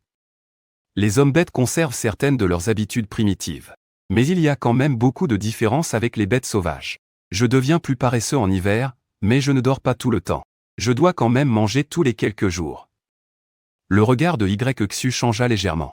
Il pensa à quelque chose, et son regard posé sur Musizi devint un peu plus brûlant. Il se rapprocha de lui et dit, « Sizi, tu as peur que j'hiberne et que je n'ai plus de temps pour toi. Ne t'en fais pas, je te promets que tant que tu ne dormiras pas, je ne dormirai pas. Et si j'ai sommeil, tu n'auras qu'à m'embrasser. Je me réveillerai aussitôt, c'est certain. » Comment Musizi aurait-il pu s'attendre à ce que Yxu change si brusquement de sujet? Le petit visage de Musizi vira au rouge. Il détourna le regard, n'osant pas croiser le regard brûlant de Yxu. La tête baissée, ses petites mains trituraient nerveusement sa peau de bête. Ne dis pas de bêtises. Ce n'est pas du tout ce que je voulais dire. En voyant la réaction adorable de Musizi, Yxu sentit sa gorge s'assécher. Il avait une folle envie de le mordre. Il déglutit. Le regard chargé d'une pointe d'agressivité, il se pencha vers Musizi. Il murmura, « Sizi, laisse-moi t'embrasser, d'accord? Juste un baiser, rien de plus. » Musizi rougit encore plus, jusqu'à la pointe des oreilles. Son corps se mit à trembler légèrement et il voulut instinctivement reculer. Mais Yxu fut bien plus rapide que lui. Avant même qu'il ait eu le temps de bouger, Yxu s'était déjà jeté sur lui, l'emprisonnant fermement dans ses bras. Surpris, Musizi releva la tête, sa petite bouche s'entr'ouvrant pour parler. L'instant d'après, un baiser fougueux et pressé vint sceller ses lèvres. Le baiser de Yxu était à la fois pressé et autoritaire, comme s'il voulait dévorer Musizi tout entier. C'était d'une agressivité extrême.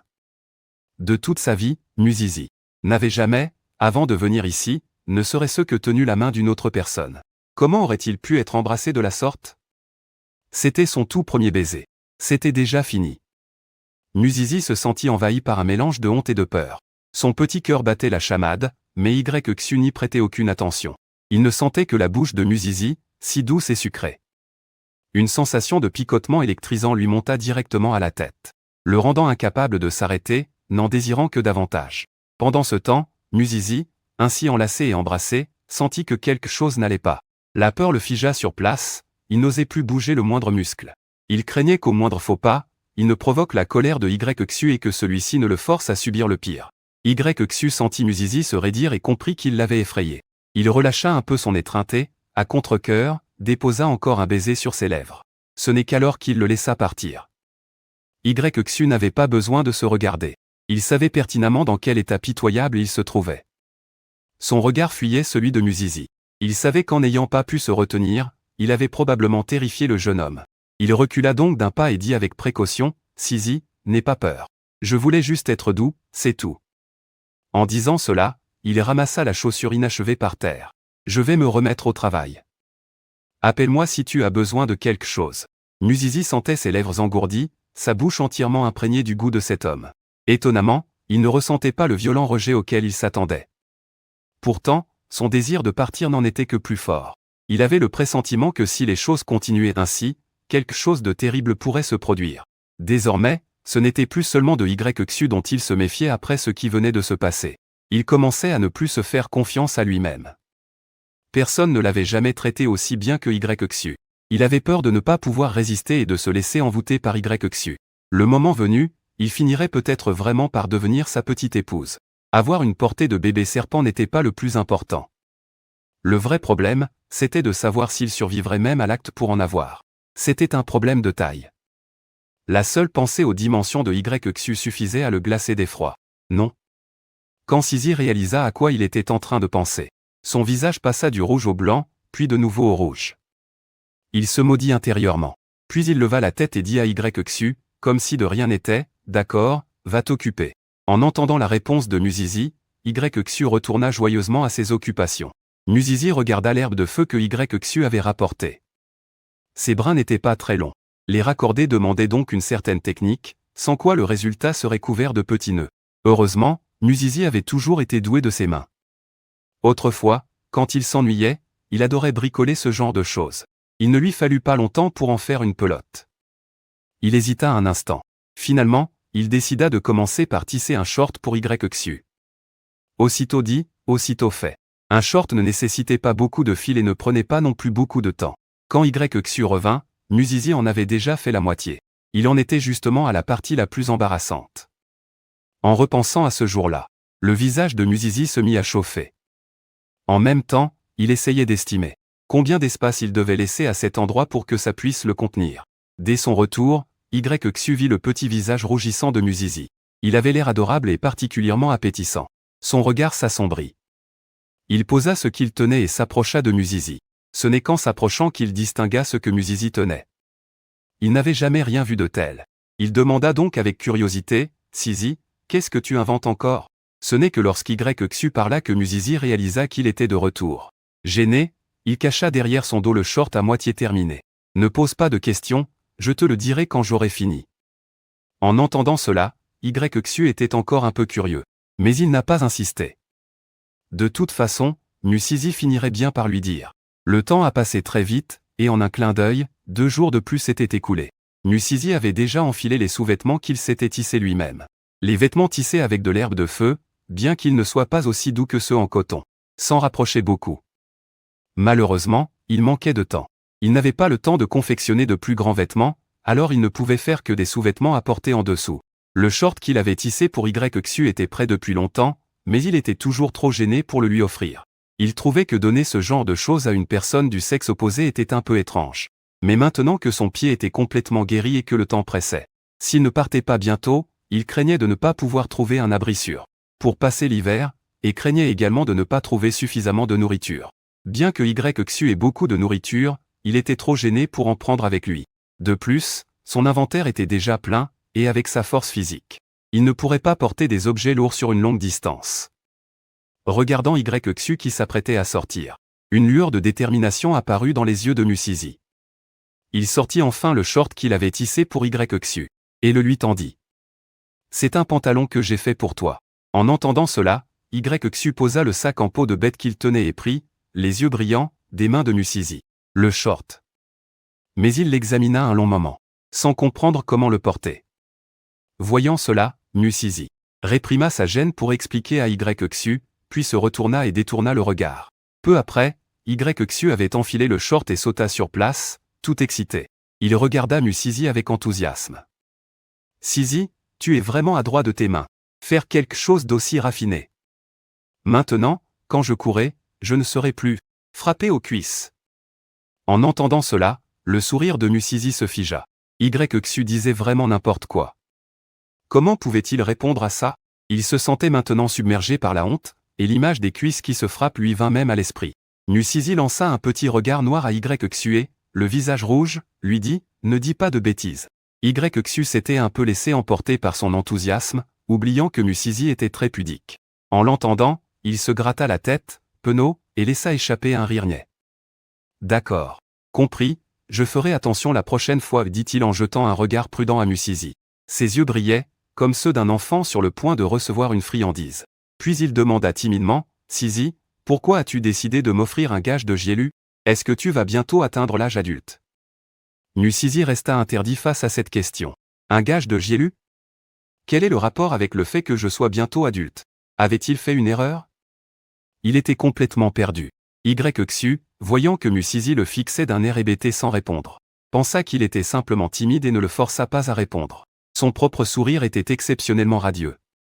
On l'entendit dire avec enthousiasme, « Sizi, ne t'en fais pas. Je trouverai la plus belle et la plus précieuse des fourrures, pour te l'offrir en retour comme notre gage de Gielu. Attends-moi. » Sur ces mots, il se retourna, attrapa son sac en peau de bête et partit en courant. Musizi regarda, abasourdi, Xu disparaître sous ses yeux, sentant qu'il venait de commettre une énorme gaffe. Il se maudit intérieurement. Comment n'avait-il pas réalisé qu'on n'offre pas des sous-vêtements à la légère? Ça n'a jamais changé, depuis la nuit des temps. Comment n'y avait-il pas pensé? Que ce maître puisse avoir de telles exigences. Et voilà, il l'a séduit et s'est enfui. Un vrai comportement de salaud. Rien que de penser qu'à son retour, Xu découvrirait qu'il était parti et serait terriblement déçu, il ressentit un pincement au cœur et de la culpabilité.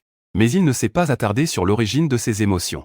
La culpabilité, passe encore, mais pourquoi ce pincement au cœur? Il jeta un dernier regard à l'endroit où il avait vécu tous ces jours. Même s'il était un peu triste de partir, la pensée du châtiment de Xu, et du fait que s'il restait, il devrait donner naissance à des bébés serpents, le fit frissonner. Finalement, N'osant plus y penser, il partit droit devant lui dans une direction, sans se retourner. Mousse ne reprit pas le chemin par lequel il était venu. Il avait peur de rencontrer des gens d'autres tribus. Mais ce qu'il ignorait, c'est que pendant les 2 jours où il avait marché seul dans la jungle, la raison pour laquelle il n'avait rencontré aucun danger n'était pas due à sa chance. C'était parce qu'il était passé directement du territoire de la tribu des loups sauvages à celui de Yxu. Presque aucune bête sauvage n'osait s'aventurer dans cette zone. Et la direction dans laquelle il marchait maintenant l'entraînait peu à peu au plus profond de la jungle, où les bêtes sauvages de toutes sortes étaient innombrables. Ce n'était absolument pas un endroit où une créature aussi faible que lui pouvait s'aventurer. Il ne savait pas depuis combien de temps il marchait. Le soleil était déjà au zénith. Mousse sentit la soif et voulut trouver de l'eau. Heureusement, il avait suivi un cours d'eau. Il n'eut donc pas besoin d'en chercher. Il sortit de son espace. Le tube de bambou qu'il avait pris dans le creux de l'arbre, le remplit rapidement d'eau et commença à boire. Mais avant même qu'il ait pu boire plus de quelques gorgées, dans le champ de vision de Mousse, apparurent 2 bêtes à défense. Ces 2 bêtes, de loin, semblaient aussi grandes que des lions, mais elles étaient très laides. Leur défense sortait de leur gueule, et leurs yeux brillaient d'une lueur froide. Elles fixaient Mousse avec insistance. Mousse, abasourdi, regardait ces 2 bêtes qu'il n'avait jamais vues, ni dont il n'avait jamais entendu parler. Les larmes commencèrent à monter à ses yeux, mais il n'osait pas cligner des yeux. Il avait peur que s'il clignait des yeux, ces 2 bêtes lui sautent dessus et le dévorent tout cru. Il regarda à gauche et à droite, et constata qu'à part les arbres, il n'y avait absolument rien pour se cacher. Mousse était au bord du désespoir. Les 2 bêtes commençaient maintenant à s'approcher lentement de lui. De toute évidence, elles le considéraient comme leur prochain festin. Mousse n'avait pas d'autre choix que de tenter le tout pour le tout. Bien sûr, il ne pouvait pas se battre au corps à corps avec les bêtes. Sa seule option était de grimper à un arbre. N'osant plus hésiter, il choisit directement le grand arbre le plus proche de lui, et grimpa rapidement. Même si l'ascension était un peu difficile. Heureusement, il réussit à monter avant que les 2 bêtes n'arrivent. À peine s'était-il assis sur une branche épaisse que les 2 bêtes arrivèrent au pied de l'arbre. Il regarda en bas et réalisa qu'il avait complètement sous-estimé la taille de ces 2 bêtes. Elles étaient bien plus grandes que des lions. Surtout ces défenses qui brillaient d'une lueur froide à l'extérieur de leur gueule. Un seul regard suffisait à faire trembler Mousse de tout son corps. Leurs museaux frémirent légèrement, comme s'ils avaient senti quelque chose de délicieux. Une lueur sanguinaire jaillit de leurs yeux. L'une après l'autre, elles commencèrent à percuter le grand arbre où Mousse avait grimpé. Il avait d'abord pensé. Je pensais que ces 2 bêtes finiraient par partir d'elles-mêmes. Je n'aurais jamais imaginé qu'elles feraient ça. Un moment d'inattention et j'ai failli être projeté à terre. J'ai vite appelé à l'aide. La texture de ce grand arbre. Mais ces 2 bêtes, elles semblent infatigables. Elles n'arrêtent pas de le percuter, encore et encore. De toute évidence, elles ne comptent pas me laisser m'en sortir. À cet instant, Musizi était vraiment désespéré, les larmes aux yeux. Il a regardé ses bras, écorchés à force de s'agripper si fort au tronc. La douleur était telle qu'il a eu envie de tout lâcher, mais en baissant les yeux. Il a vu les 2 bêtes, crocs dehors, et a supporté la douleur pour appeler à l'aide. Il ne voulait pas mourir. Et encore moins être dévoré par ces 2 bêtes. Rien que d'imaginer la scène, un frisson lui a parcouru l'échine et des sueurs froides ont perlé sur sa peau. Musizi a commencé à regretter. À se maudire. Il avait tellement sous-estimé les dangers de ce monde. Il s'en voulait d'avoir été si jeune, si impulsif. Au départ, il pensait qu'avec l'aide du système, il pourrait trouver assez de nourriture avant l'hiver et se cacher. Qu'il pourrait au moins survivre. Mais maintenant, il réalisait à quel point il avait été naïf. Ce monde n'était plus du tout celui qu'il avait connu. Le danger était partout. Un seul moment d'inattention et c'en était fini de vous. Si on lui donnait le choix, maintenant, il préférerait être la petite épouse de Yxu plutôt que de se faire dévorer par ces bêtes. Peu importaient les intentions de Yxu à son égard, au moins, il était bon avec lui. Il ne lui avait jamais fait de mal. En restant avec Yxu, même s'il devait vraiment donner naissance à des bébés serpents. Ces bébés serpents n'iraient quand même pas jusqu'à faire du mal à leur propre mère, n'est-ce pas? S'il avait juste réussi à surmonter sa peur, il n'en serait jamais arrivé là. Et puis, est-ce qu'il en était vraiment capable? De passer toute sa vie seul? Nous sommes des créatures sociales, après tout. Ne finirait-il pas par se sentir seul, par craquer? S'il devait vraiment choisir quelqu'un pour vivre à ses côtés dans ce monde, pourrait-il trouver quelqu'un de plus compatible que Yxu? Quelqu'un qui le traiterait mieux? Plus Musizi y pensait, et plus il se disait qu'à l'époque, il avait eu l'esprit complètement embrumé. Il ne pensait qu'à s'enfuir. Il se disait que tout irait bien tant qu'il n'aurait pas apporté les enfants de Yxu, mais il avait complètement oublié tous les dangers de ce monde. Il les avait tous mis de côté. Et maintenant, il était trop tard pour les regrets. Soudain, après une nouvelle charge des deux bêtes, Nuzizi entendit un crac et l'arbre se mit à pencher sur le côté. Ah! Nuzizi poussa un cri de terreur, s'agrippant au tronc de toutes ses forces, comme s'il s'accrochait à sa dernière lueur d'espoir.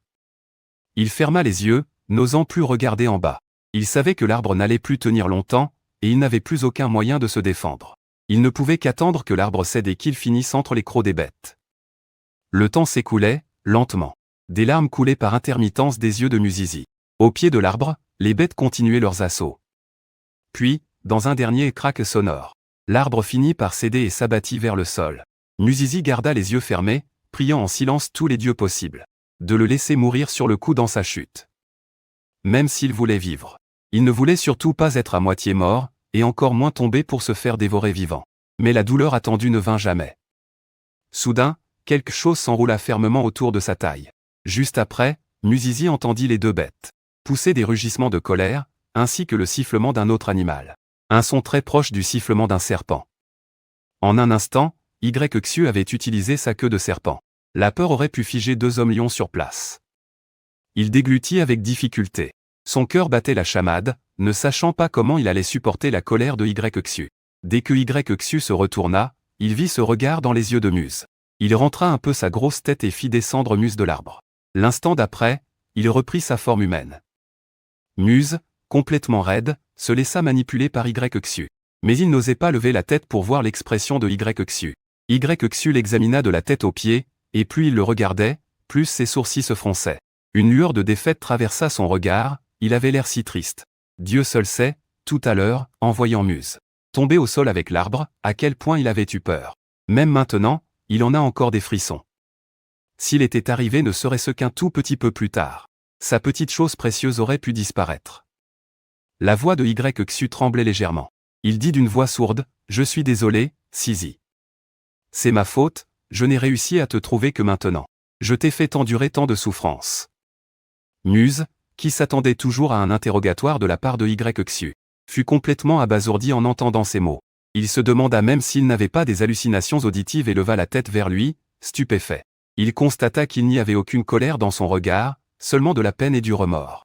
Muse était vraiment sous le choc, il ne comprenait pas pourquoi Yxu réagissait de cette manière. Est-ce que ça ne lui importait pas du tout qu'il se soit enfui? Il n'était pas en colère, pas le moins du monde? Même si Yxu était de bonne nature. S'il n'était vraiment pas en colère, d'où venaient ses remords? Muse, mal à l'aise, serra ses petits poings. Il se pinça les lèvres et, finalement, incapable de retenir sa curiosité, il demanda « Pourquoi tu t'excuses auprès de moi? Tu n'es pas en colère ?» En entendant cela, Yxu se figea, affichant un air perplexe. « Pourquoi serais-je en colère? C'est moi qui n'ai pas bien expliqué les choses à Sizi. Que tu ne pouvais pas venir ici. C'est aussi ma faute de ne pas avoir retrouvé Sizi à temps. Ce qui a fait que Sizi a tant souffert et a eu si peur. » Après avoir dit cela, il jeta un regard prudent à Muse. Il ajouta d'un ton presque suppliant, « Sizi, ne sois pas en colère contre moi. Je te promets que ce genre de choses n'arrivera plus. Je te promets que je te protégerai bien à l'avenir. Ne m'abandonne pas, d'accord ?» En entendant les paroles de Yxu, Muse fut de nouveau complètement abasourdi. Il n'aurait jamais imaginé que Yxu pensait de cette façon. Il ne le soupçonnait même pas d'avoir voulu s'enfuir, et il prenait même toute la faute sur lui. Muse pensa qu'il devrait être content. Au moins, de cette façon, il n'aurait pas à subir la colère de Yxu. Mais ce n'était pas le cas. Au contraire, il sentait son cœur lourd et un malaise inhabituel. Yxu lui accordait trop d'importance, tout en se plaçant lui-même dans une position bien trop humble. Cela lui donnait l'impression de ne pas du tout mériter ces sentiments si purs. Et le plus ridicule, c'est qu'il avait pu penser que Yxu ne comprenait rien à l'amour et ne cherchait un partenaire que pour avoir des enfants. Ce genre de sentiment, où l'on fait toujours passer l'autre en premier, quoi qu'il arrive. Même si ce n'était pas de l'amour, c'était déjà plus précieux que tout. Muse pinça les lèvres. Plus il y pensait, plus il se sentait coupable. Des larmes se mirent à couler. Au moment où Yxu, anxieux, voulut le consoler, Muse se jeta directement dans ses bras en sanglotant, « Je suis désolé, Yxu. Je ne m'enfuirai plus jamais. » Yxu, pour qui c'était la première fois que quelqu'un se jetait ainsi dans ses bras, le serra contre lui, fou de joie. Mais en voyant les égratignures sur le corps de Mousse, il relâcha son étreinte avec précaution. Peu importe si les paroles de Mousse n'étaient que pour l'apaiser. Il décida de le croire sur parole. Il lui caressa la tête et dit, « Ce n'est rien. Sizi, où que tu veuilles aller, je t'accompagnerai. N'aie pas peur, Sizi. » Yxu ramena Mousse à la grotte dans ses bras et sortit aussitôt la vésicule biliaire de piranha qu'il y gardait. Il commença à soigner les blessures de Mousse. Dès que la bile toucha la plaie, une sensation de fraîcheur apaisa la douleur cuisante. Une fois que Yxu eut fini de nettoyer son bras, il s'apprêta à examiner sa cuisse. Mousse recula d'instinct, mais finalement, il ne l'empêcha pas de faire. Le visage de Mousse devint brûlant, et il rougit jusqu'à la nuque. Il faut dire qu'il n'était qu'un jeune cuisinier de tout juste 18 ans qui n'avait jamais eu de relation. Comment aurait-il pu supporter une telle intimité? En réalité, ce n'était pas facile pour Yxu non plus. Assis en face de lui se trouvait sa petite femelle, l'air si docile, comme si elle se laissait faire sans protester. N'importe qui aurait eu de mauvaises pensées en voyant ça, mais il ne pouvait que se retenir. Il s'efforçait de garder un regard chaste, serrant les dents pour rester maître de lui. Quand il eut fini d'appliquer le remède sur toutes les blessures de Mousse, le dos de Yxu était couvert d'une fine couche de sueur. Il ne prit pas de repos. Il se retourna et sortit une fourrure de renard de feu, qu'il avait soigneusement pliée. C'est très difficile à trouver. Je voulais te l'offrir comme gage de notre union. Mais ça a pris trop de temps, et à cause de ça, tu t'es perdu. Mousse en tomba amoureux au premier regard. Aucune femme ne refuserait une telle fourrure. Surtout dans ce monde où il est si rare de voir des couleurs aussi vives. En voyant l'expression de Mousse, Yxu sut immédiatement qu'il l'adorait. Même s'il s'y attendait, une fois qu'il en eut la confirmation. Yxu poussa enfin un soupir de soulagement. Il s'avança et attrapa la petite main de Mousse. Les yeux fixés sur Mousse, il dit, « Puisque nous avons échangé nos gages d'union, quand est-ce qu'on s'unit ?» Mousse était en train de caresser joyeusement la fourrure, tout en pensant à comment il pourrait utiliser cette peau pour se faire de beaux vêtements. Quand soudain, Yxu l'attrapa et lui posa cette question. Même si Mousse s'était déjà fait à son sort, l'idée de s'unir à Yxu sur le champ le faisait encore un peu peur. Ce n'est pas qu'il avait peur de Yxu en tant que personne, mais plutôt à cause de ça qu'il avait vu sur Yxu l'autre jour. Il craignait que son petit corps ne puisse supporter les assauts de Yxu. Le regard de Mousse vacilla. Il leva la tête vers Yxu, affichant une expression pitoyable. « Je ne suis pas encore adulte. » Il caressa la petite joue pâle et douce de Mousse, les yeux remplis d'une lueur d'obsession, et dit d'un ton enjôleur. « Nous pouvons d'abord prier le dieu bestial et promettre d'accomplir la cérémonie d'union. » Tout en disant cela, il tira la petite main de Mousse et lui promit, « Sizi. Ne t'inquiète pas, je peux jurer devant le dieu bestial que je ne m'accouplerai jamais avec toi avant que tu ne sois adulte. Alors, unis-toi à moi d'abord, d'accord? D'accord ?» Mousse regarda l'expression de Yxu, encore plus suppliante que la sienne, et sentit qu'il ne pouvait plus le regarder en face. Dans son fort intérieur, il maudit Yxu pour son impudence. Un colosse de plus de 2 mètres qui essayait de se faire mignon et de jouer les coquets. Et en plus, il faisait semblant d'être pitoyable. Après un moment de réflexion, modèle. Yxu était vraiment celui qui le traitait le mieux. Mousse a fini par accepter d'un signe de tête. Dès que Yxu vit Mousse hocher la tête, il fut revigoré. Son sourire ne le quittait plus, et il traitait Mousse avec encore plus de prévenance. Il avait peur qu'au moindre faux pas de sa part, Mousse ne change d'avis. Le soir venu, Yxu se rendit d'abord à une vingtaine de mètres de la grotte.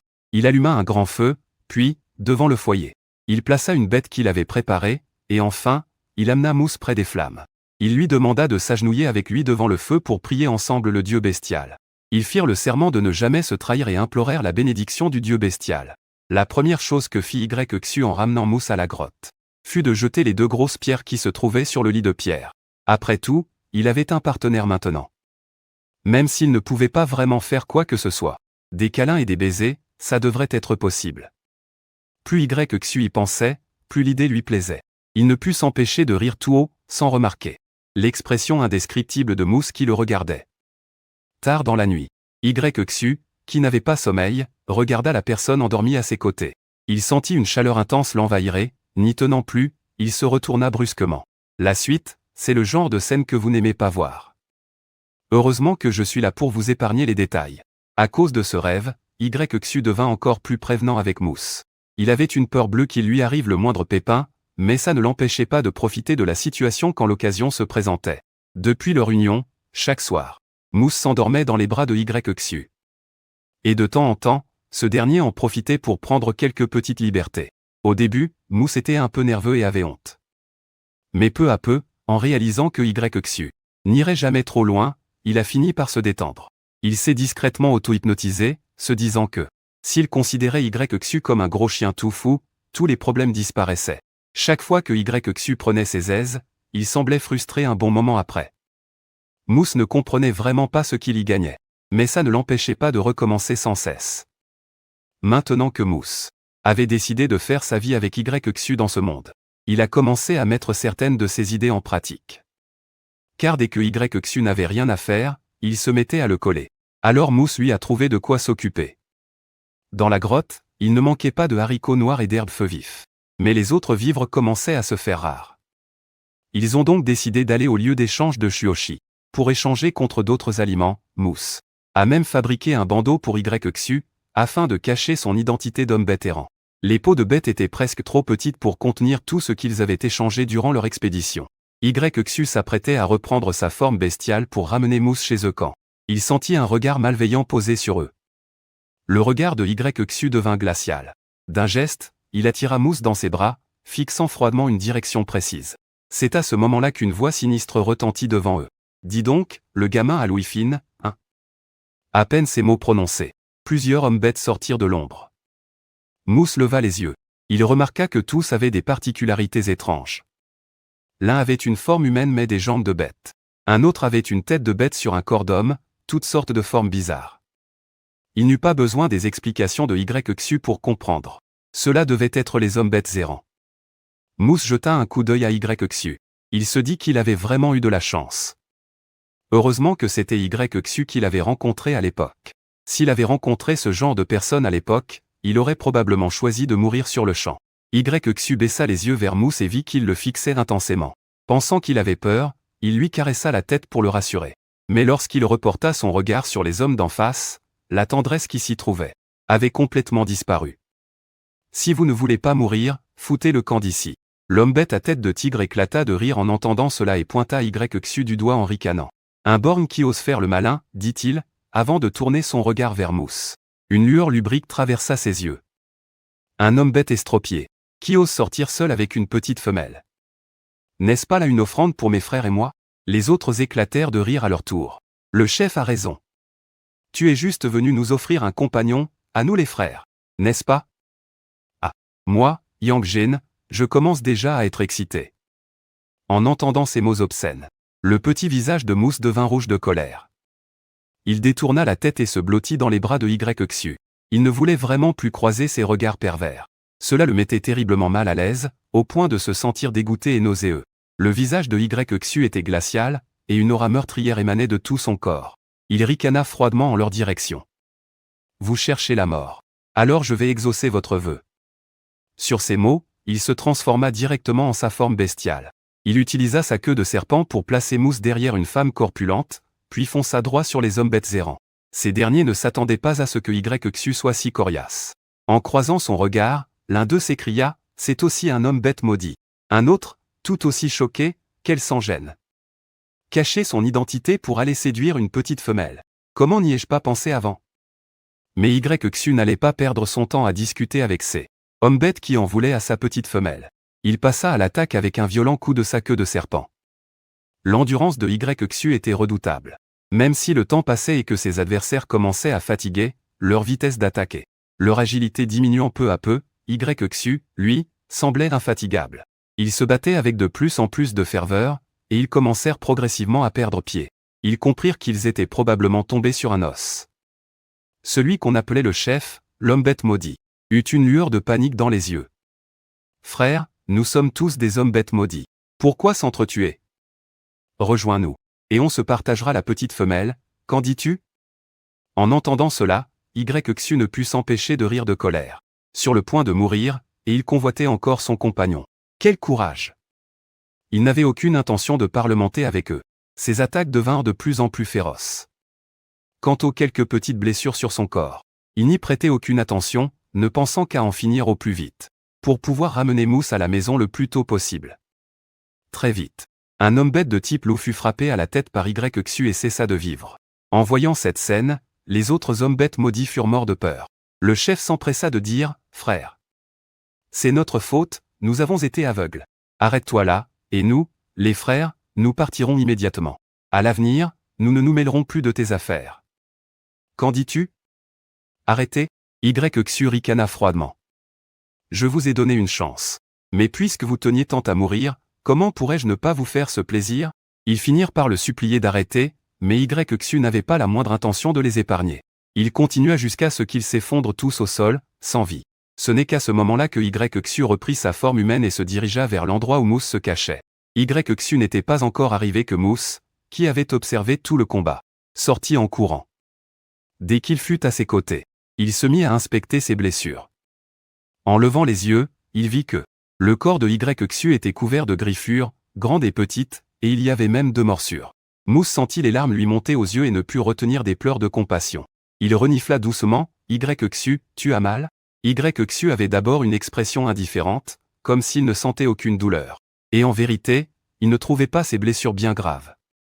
Sa capacité de régénération était très puissante.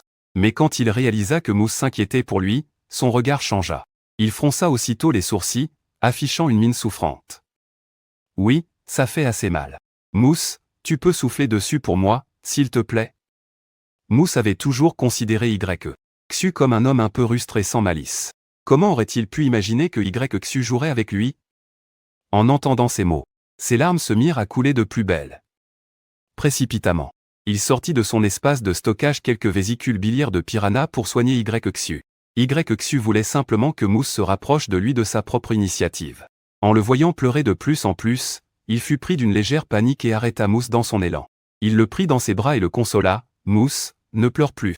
Je n'ai pas mal du tout, je te taquinais, c'est tout. Mousse ne croyait pas une seconde que Xu n'avait pas mal. Personne n'est insensible à la douleur. Tout au plus, Xu était plus résistant.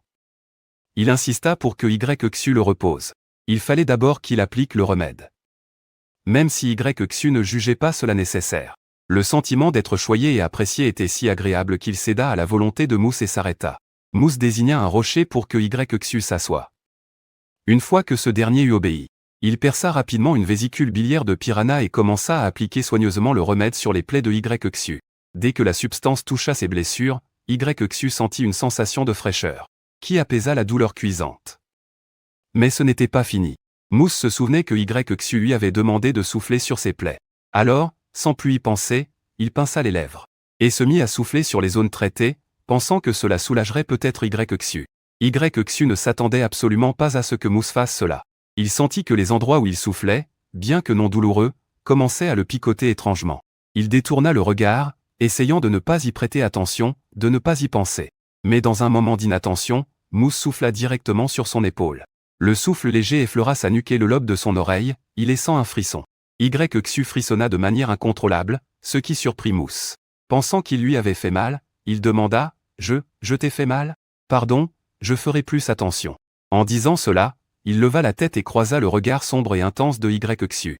Mousse sentit instinctivement un danger et ne put s'empêcher de reculer d'un pas. Mais à peine avait-il reculé que Xu l'attira d'un coup dans ses bras. L'instant d'après, un baiser fougueux s'abattit sur ses lèvres. Mousse fut complètement abasourdi par le geste de Xu. Ce n'est que lorsqu'il sentit que quelque chose n'allait pas. Il était complètement perdu, ne comprenant pas pourquoi Xu, qui allait très bien un instant auparavant, était soudainement entré en chaleur. Se pourrait-il que ce soit un effet secondaire? Mais ça ne devrait pas. S'il y avait des effets secondaires, le système l'aurait forcément indiqué. Mais à présent, ce n'était plus le moment de penser à ça. Xu avait manifestement perdu le contrôle, ses mains commençaient déjà à devenir baladeuses. La bouche de Musizi était couverte, elle ne pouvait émettre que des sons étouffés. Sa force, face à Xu, ne faisait absolument pas le poids. Et comme Xu était blessée, elle n'osait pas trop bouger, de peur de toucher ses plaies. Mais si ça continuait comme ça, elle craignait de se faire dévorer par Xu, ici même. Faire ça en plein air pour la première fois. Rien que d'y penser, Musizi se sentait mortifiée. C'était une fille réservée, en 18 ans, elle n'avait même jamais tenu la main d'un homme. Elle ne supportait vraiment pas une telle stimulation. Heureusement, à ce moment-là, un oiseau passa au-dessus de la cime des arbres, faisant un léger bruit. Cela suffit à réveiller Xu, qui avait un peu perdu le contrôle. Il relâcha les lèvres de Musizi, déjà rouges. Et gonflé par ses baisers, une pointe d'embarras dans le regard. Il retira prudemment sa main qui s'était déjà glissée sous ses vêtements. Mais en la retirant, il la caressa, l'air de rien. De toute évidence, il regrettait déjà le contact de cette peau douce et lisse. Il déglutit avec difficulté. D'une voix rauque, il dit à Musizi, « Sizi, ne me provoque pas. Tu n'es pas encore en chaleur, nous ne pouvons pas encore nous accoupler. » Sizi voulait justement se plaindre du comportement déplacé de Yxu, mais elle ne s'attendait pas, avant même d'avoir pu ouvrir la bouche, à ce que ce soit lui qui retourne la situation contre elle. Elle en resta bouche bée. « Aime-moi ? Quand est-ce que je t'ai provoqué ? N'inverse pas les rôles. » En entendant cela, une lueur de culpabilité traversa le regard de Yxu. Mais à l'idée que s'il avouait qu'il n'avait pas pu retenir ses pulsions bestiales, son lit de pierre risquait de se voir agrémenté de quelques gros cailloux, alors il serra les dents. Il prit une expression innocente et lança un regard plein de reproches à Musizi. Un regard qu'on réserverait à un amant infidèle. Ce regard donna la chair de poule à Musizi. Au moment où elle allait parler, elle entendit Yxu dire « Sizi, pourquoi as-tu soufflé sur ma zone sensible ? N'est-ce pas une demande en mariage ?» Yxu se dit qu'il n'avait pas complètement tort d'accuser Musizi. Le cou et les oreilles d'un mâle, peut-on y toucher n'importe comment? Lui, un mâle normal, provoqué de la sorte par la petite femelle qu'il désirait tant. Serait-ce normal de ne pas avoir la moindre réaction? Quand est-ce que j'ai? Musizi voulait vraiment dire que non. Mais quand son regard se posa sur l'épaule de Yxu, elle se souvint de sa transformation de tout à l'heure et de son propre geste. Son visage devint instantanément rouge. Elle bafouilla, « Ce n'est pas ça. Je n'ai pas. Je voulais juste souffler sur ta blessure. Je ne voulais pas dire ça. » Amusé par la façon dont Musizi se dépêchait de s'expliquer, Xu eut envie de rire. Il se traita intérieurement d'effronté pour oser taquiner une petite femelle si innocente. Mais il n'avait pas la moindre intention de se repentir. Au contraire, il prit un air magnanime. Et dit à Musizi, « Sizi, pas besoin de t'expliquer. Même si c'était ton intention, ce n'est pas grave. Nous sommes compagnons. Tu peux penser à ce que tu veux, mais t'accoupler maintenant te ferait du mal. Attendons un peu, d'accord ?» Mus était complètement perdu. Il ne comprenait pas. C'était lui qui s'était fait avoir, alors pourquoi avait-il l'impression que c'était Yxu le plus impatient? Son instinct lui disait que quelque chose clochait, mais en levant la tête, il vit le visage si honnête de Yxu. Il se dit qu'il devait sûrement se faire des idées. Il se mordit la lèvre. La tête basse, il dit, plein de honte, « C'est bon, j'ai compris. Je ferai attention à l'avenir. » Mais il ne vit pas le sourire fugace qui traversa le visage de Yxu. Peu de temps après leur retour à la grotte, un homme bête errant du nom de Muer arriva. Il demanda refuge, accompagné de son frère aîné, inconscient et manchot. Après quelques explications, il s'avéra que le frère aîné avait agi ainsi pour protéger son cadet, et y avait perdu son bras. Après avoir compris toute l'histoire, Mus en eut des frissons rétrospectifs. Il se tourna pour jeter un œil à Yxu, et remarqua que son expression était neutre, sans la moindre trace de compassion. Mus réfléchit un instant et comprit pourquoi Yxu réagissait ainsi. Pour Yxu, ce que Muer et son frère avaient vécu n'était que le quotidien des hommes bêtes errants. Et le parcours de Yxu avait sûrement été encore plus difficile que celui de ses deux frères. En pensant à cela, le regard que Mus posa sur Yxu se teinta d'une pointe de compassion. Mais il ne savait pas comment le réconforter. Son regard vacilla un instant. Il hésita un moment, puis finit par dire avec un sourire, « Yxu, ce soir, je te prépare un ragoût de carottes et des galettes de haricots noirs, ça te va ?» Yxu s'attendait à ce que Mus aille réconforter Muer, leur invité. Il ne s'attendait pas du tout à ce que Mus lui pose cette question à l'improviste. Il se tourna vers Mus, un peu perplexe. Au moment où leurs regards se croisèrent, le cœur de Yxu manqua un battement. Quel était ce regard? Mus lui-même ne s'en était probablement pas rendu compte, mais ses yeux brillaient en regardant Yxu, comme s'il regardait quelque chose qu'il chérissait particulièrement. Jusqu'à présent, Yxu n'avait connu que le dégoût et la peur dans le regard des autres. Jamais personne ne l'avait regardé de cette façon. Pas même sa propre mère. À l'époque, son regard ne contenait que de la pitié et de la commisération, mais jamais la moindre trace d'affection. Recevant un tel regard pour la première fois, Yxu était incapable d'en déchiffrer le sens. Tout ce qu'il savait, c'est que sous le regard de Mus, son sang se mettait à bouillir dans ses veines. Mus, voyant que Yxu le fixait d'un air absent sans répondre à sa question, lui lança un regard noir. Si tu ne réponds pas, je considérerai que tu n'en veux pas. » Ces mots sortirent enfin Yxu de sa torpeur. Il éclata d'un rire un peu niais. « Bien sûr que j'en veux. Ça fait des jours que je n'ai pas mangé de galettes de haricots noirs. Ça se voit. » Mus laissa échapper un petit grognement et toisa YXU. Alors, qu'est-ce que tu attends pour aller couper la viande? D'accord, j'y vais tout de suite, dit YXU en allant chercher la viande. Une fois le repas prêt, il servit d'abord un grand bol à YXU, puis, après avoir obtenu son accord, il prit 2 galettes et un bol de ragoût. Donne ça à Muer. Et n'oublie pas de faire boire un peu de bouillon à ton frère. Muer prit la nourriture, les larmes aux yeux. C'était la première fois que quelqu'un d'autre que son frère lui donnait à manger. Et sans montrer le moindre dégoût pour son statut d'homme vétéran. Finalement, incapable de se retenir, il se détourna et une larme tomba dans son bol. Il n'osait pas pleurer à voix haute, de peur de gâcher l'humeur de Mousse. Il but une petite gorgée du bouillon de viande. Un arôme intense envahit aussitôt ses papilles avec une force irrésistible. Il ne put retenir ses larmes plus longtemps. Il éclata en sanglots et, l'instant d'après, tomba à genoux devant Mousse. « Grande sœur, vous devez être une déesse envoyée par le dieu des bêtes. Moi, Muer, je le jure devant le dieu des bêtes. Ma vie vous appartiendra désormais. » Mousse fut un peu décontenancée par ce geste soudain. Une fois qu'elle comprit le sens de ses paroles, elle trouva cela plutôt amusant. Elle ne lui avait donné qu'un bol de nourriture, après tout. Comment cela pouvait-il mériter que Muer lui offre sa vie en retour? Mais alors qu'elle s'apprêtait à le relever, la voix du système, qu'elle n'avait pas entendue depuis longtemps, retentit à ses oreilles. Félicitations à l'hôte pour avoir obtenu 10 points de foi de la part de Muer. Activation réussie. Du panneau d'amélioration de l'espace système. L'espace a été amélioré à 5 mètres carrés. Obtention de la source spirituelle spatiale. 20 grammes par jour. La source spirituelle spatiale a été améliorée? Mousse écarquilla les yeux. Elle était à la fois choquée et ravie. Elle avait presque oublié l'existence de ce système si discret. YXU remarqua immédiatement que quelque chose n'allait pas avec Mousse. Ignorant complètement Muer qui était toujours à genoux, il posa ce qu'il tenait. « You, qu'est-ce qui se passe? À quoi tu penses ?» L'appel de YXU tira Mousse de ses pensées. Son visage s'illumina de joie. « Mangez d'abord, vous deux. J'ai quelque chose à vérifier. Je te raconterai plus tard. » Sur ce, elle fit demi-tour et retourna dans la grotte intérieure, laissant YXU et Muer se regarder, déconcertés. Surtout Muer. Dès que Mousse fut parti, il eut un peu peur en regardant YXU. Comment aurait-il osé toucher à la nourriture sur la table? YXU regarda Mousse s'éloigner, puis fronça légèrement les sourcils. En se retournant, il croisa le regard fuyant de Muer. Pas besoin d'être devin pour savoir ce que ce gamin pensait. You t'a dit de manger, alors mange. Et quand tu auras fini, tu débarrasseras. Disant cela, il termina son bouillon d'une traite et prit le repas inachevé de Mousse. Il partit aussitôt à sa poursuite. Le fait de faire travailler un enfant ne le dérangeait pas le moins du monde. Dans ce monde, on n'a rien sans rien. Mousse s'approcha du lit de pierre et venait à peine de s'asseoir.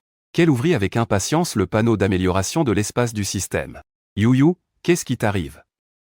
Qu'est-ce qui peut bien te couper l'appétit à ce point? Dit YXU en posant le bol de Mousse devant elle. À cet instant, Mousse n'avait vraiment pas la tête à manger. Elle lança un regard mystérieux vers le rideau menant à la cuisine, puis vers YXU. Mon espace vient de s'améliorer. Il est plus de 2 fois plus grand qu'avant. YXU savait déjà que Mousse possédait un espace spécial. Il pensait simplement que Mousse était une envoyée du grand Dieu, il était donc normal qu'elle possède des choses aussi extraordinaires. Le rapprochement de Mousse et la chaleur qu'il sentait près de son oreille avaient commencé à troubler YXU. Mais lorsqu'il entendit clairement les paroles de Mousse, toutes ses pensées légères s'évanouirent. Ton espace peut s'améliorer? Comment ça s'améliore? Mousse se dépêcha de couvrir la bouche de YXU. Elle lui lança un regard noir. Parle moins fort. Il y a quelqu'un dehors. Après avoir parlé, elle attendit que YXU hoche la tête avant de retirer sa main de sa bouche. Tout à l'heure, quand Muer s'est agenouillé pour m'offrir sa vie, une voix m'a dit. Il a dit que c'est parce que Muer a développé une foi en moi que l'espace a évolué. En entendant l'explication de Mousse, YXU fut encore plus choqué, ses lèvres tremblèrent un instant. Mais il resta sans voix un long moment. Mousse, voyant que l'expression de YXU était étrange. Il n'avait pas l'air content du tout. Il tira sur les vêtements de YXU. YXU, pourquoi tu n'es pas content? L'espace a évolué, c'est une bonne nouvelle, non? Mousse n'avait pas encore fini sa phrase qu'il fut tiré dans les bras de YXU. YXU, qu'est-ce qui ne va pas? Mousse sentit clairement l'anxiété de YXU. Il ne comprenait vraiment plus rien. YXU serra Mousse dans ses bras et frotta doucement sa tête contre le sommet de son crâne. Il dit d'une voix sourde, Yo, j'ai un peu peur. En entendant cela, Mousse leva la tête, perplexe, pour regarder Yxu. Il vit Yxu qui le regardait, les yeux baissés, remplis de crainte et d'attachement. Ses lèvres pincées trahissaient sa nervosité. Mousse, sous le regard de Yxu, sentit son cœur se serrer, un mélange de douceur et de douleur. Il leva la main et caressa la mâchoire tendue de Yxu. Il demanda doucement, « De quoi as-tu peur ? J'ai peur que le dieu bestial t'emporte. J'ai peur de te perdre. » En disant cela, Yxu serra Mousse encore plus fort, et ajouta d'un ton presque suppliant, « Yo-yo, reste avec moi, d'accord ? Reste avec moi pour toujours, d'accord ?» Après ce que Mousse venait de dire, Yxu était maintenant convaincu qu'il était probablement un messager du dieu bestial, venu accomplir une mission, et qu'une fois celle-ci terminée, le dieu bestial le rappellerait à lui. Mousse fut pris de court. Il resta un instant interdit. Puis, amusé, il donna une petite tape sur la tête de Yxu. Espèce de grosse tête. À quoi tu peux bien penser de si bizarre toute la journée ? Nous nous sommes déjà unis sous le regard du dieu bestial. Comment pourrait-il m'emporter ? En entendant cela, Yxu se détendit un peu, mais il n'était pas complètement rassuré. Mais, nous ne nous sommes pas encore accouplés. Notre union n'est pas encore vraiment scellée. À ces mots, la paupière de Mousse tressaillit. Il sentit instinctivement un danger. L'instant d'après, il entendit Yxu continuer d'une voix pitoyable. « Yo-yo, quand est-ce que tu seras enfin en chaleur ? Je te veux tellement. » « Est-ce que je peux, d'abord ? » « Non. » Mousse ne laissa même pas à Yxu la chance de finir sa phrase. Mort de honte, il plaqua sa main sur la bouche de Yxu et dit, le visage écarlate, « N'y pense même pas. Rien du tout. Pas avant que je... » Mousse fut incapable de prononcer le mot « chaleur » pendant un long moment. Finalement, il se contenta de le foudroyer du regard en bluffant. « Pas avant, ça. C'est absolument non. » Yxu, bien que repoussé, n'était pas en colère, juste un peu déçu et abattu. Il voulait juste faire de Mousse le sien au plus vite, le marquer. Imprégner son corps de son odeur, pour que les autres hommes bêtes, en s'approchant, sachent immédiatement qu'il était à lui. Mousse n'osait pas regarder l'expression de Yxu. Il se rendait compte que face à Yxu, il avait de moins en moins de volonté. Il cédait trop facilement. Il avait peur de céder sur un coup de tête et d'accepter quelque chose de terrible. Même si c'était inévitable, il était encore jeune, et il avait peur. Il voulait faire l'autruche pendant encore 2 ans. Au moins attendre que ce corps ait fini de grandir. Quand il voyait la carrure de Yxu, et qu'il pensait à son endurance et à son truc. Et puis, il s'inquiétait vraiment que ce corps ne soit pas assez résistant. Il a donc décidé de changer de sujet pour détourner l'attention de Yxu. Il lui tapota la poitrine. « Au fait, je n'avais pas fini de te dire un truc. Lâche-moi, j'ai quelque chose à te montrer. » Yxu serrait dans ses bras le doux et parfumé Musizi. Il n'avait aucune envie de le lâcher, mais il n'osait pas non plus énerver Musizi. Finalement, il a dû le relâcher à contre-cœur. Une fois que Musizi fut libre, il s'est levé, s'est dirigé vers la table en pierre et a pris un tube de bambou qu'ils utilisaient habituellement pour boire. Il est revenu près de Yxu et lui a dit d'un air mystérieux, « Surtout, ne cligne pas des yeux. » En disant cela, il a placé un doigt à l'ouverture du tube de bambou, et l'instant d'après, de l'eau claire s'est mise à couler du bout de son doigt dans le tube. Yxu observait la scène, stupéfait. Il trouvait ça magique, sans pour autant prendre cette source miraculeuse au sérieux. Pour lui, c'était juste un tour de magie de Musizi. Une fois que Musizi eut recueilli l'eau de la source, il a immédiatement pensé, analyse. Eau de source spirituelle, potable. Pour les mâles, renforce le corps et la vitalité. Pour les femelles, renforce le corps et embellit. Accélère la croissance des plantes et des animaux. Note, la consommation journalière par personne ne doit pas dépasser 15 grammes. Sinon, vous en subirez les conséquences. En voyant les résultats de l'analyse de la source, Musizi a failli éclater de rire. Ça tombait à pic. Avec cette source, il n'aurait plus besoin d'engrais pour défricher et cultiver ses terres. Et en plus, ça renforce le corps. N'est-ce pas exactement ce dont il avait besoin ? Les yeux de Musizi pétillaient de joie. Il a dit à Yxu, c'est quelque chose de précieux. Je t'expliquerai plus tard. Pour l'instant, bois un peu et dis-moi ce que tu ressens. Yxu a pris le tube de bambou, un peu perplexe, et a regardé l'eau claire à l'intérieur. Il s'est dit, ce n'est que de l'eau, non ? Quel effet ça pourrait bien avoir ? Mais en voyant le regard plein d'attente de Musizi, il n'a eu d'autre choix que de pencher la tête en arrière et d'en boire une gorgée. Tout en buvant, il se demandait ce qu'il pourrait bien dire pour faire plaisir à Musizi. Mais dès que l'eau a passé sa gorge, une sensation de fraîcheur a instantanément envahi tout son corps. Lui qui s'était senti apathique tout l'hiver s'est soudainement senti revigoré. Plein d'énergie, l'esprit parfaitement clair. Xu a regardé le tube de bambou dans sa main. Le visage rempli d'étonnement. C'est quoi cette eau? Après l'avoir bu, je me sens complètement revigoré, je ne ressens plus aucune fatigue. Vraiment? Nusizi était tout excité, les yeux remplis de joie. Cette source d'eau, apparue après l'amélioration de l'espace, peut renforcer le corps. La quantité journalière est limitée, mais pour l'instant, c'est tout juste assez pour nous deux. Nusizi en a bu un peu lui aussi. Au moment où il allait dire quelque chose, il a entendu du bruit venant de la cuisine. En tendant l'oreille, il a reconnu Muer qui appelait son frère. Nusizi et Xu ont échangé un regard, puis sont sortis l'un après l'autre. En entendant les bruits de pas, Muer s'est retourné et s'est immédiatement agenouillé devant Nusizi. « Ô grande déesse, je vous en supplie, sauvez mon frère. » Nusizi voulait justement tester les effets de la source. Il a préparé une décoction médicinale et y a ajouté quelques gouttes de l'eau miraculeuse. Après lui avoir fait boire la décoction, Muer a découvert avec surprise que les lèvres de Nui avaient repris des couleurs. Son corps était encore un peu chaud, mais sa température avait un peu baissé. Muer a tourné la tête et a regardé Nusizi dans les yeux. Ses propres yeux se sont mis à briller. Il a pincé les lèvres, a hésité un instant, mais finalement, il n'a pas prononcé de remerciement. Il s'est contenté de jurer en silence au dieu des bêtes qu'il dédierait sa vie au service de Nusizi. Alors que Mousse observait l'état de Nui, la voix du système retentit soudain à son oreille. Félicitations à l'hôte pour avoir obtenu 10 points de foi de la part de Muer. Valeur de foi actuelle, 20 $. Il peut vous rapporter un maximum de 100 points de foi. Une fois la jauge de foi remplie, l'autre recevra un fidèle dévoué. Veuillez continuer vos efforts. Quoi? Comment ça, encore des points de foi? Infidèle? Mais t'es malade ou quoi, le système? Il avait vraiment envie de se plaindre. Mais qu'est-ce que je vais bien pouvoir faire de ça? Sur ce, il se retourna. Xu, qui n'avait rien dit, entendit Mousse lui demander d'un ton câlin, Xu, on pourrait les héberger quelques jours, s'il te plaît? Xu était déjà incapable de refuser quoi que ce soit à Mousse, alors face à une telle supplique murmurée d'une voix si douce, il sentit tous ses os se ramollir. Comment aurait-il pu prononcer ne serait-ce qu'un début de refus? Sa pomme d'Adam déglutit. C'est toi qui décides.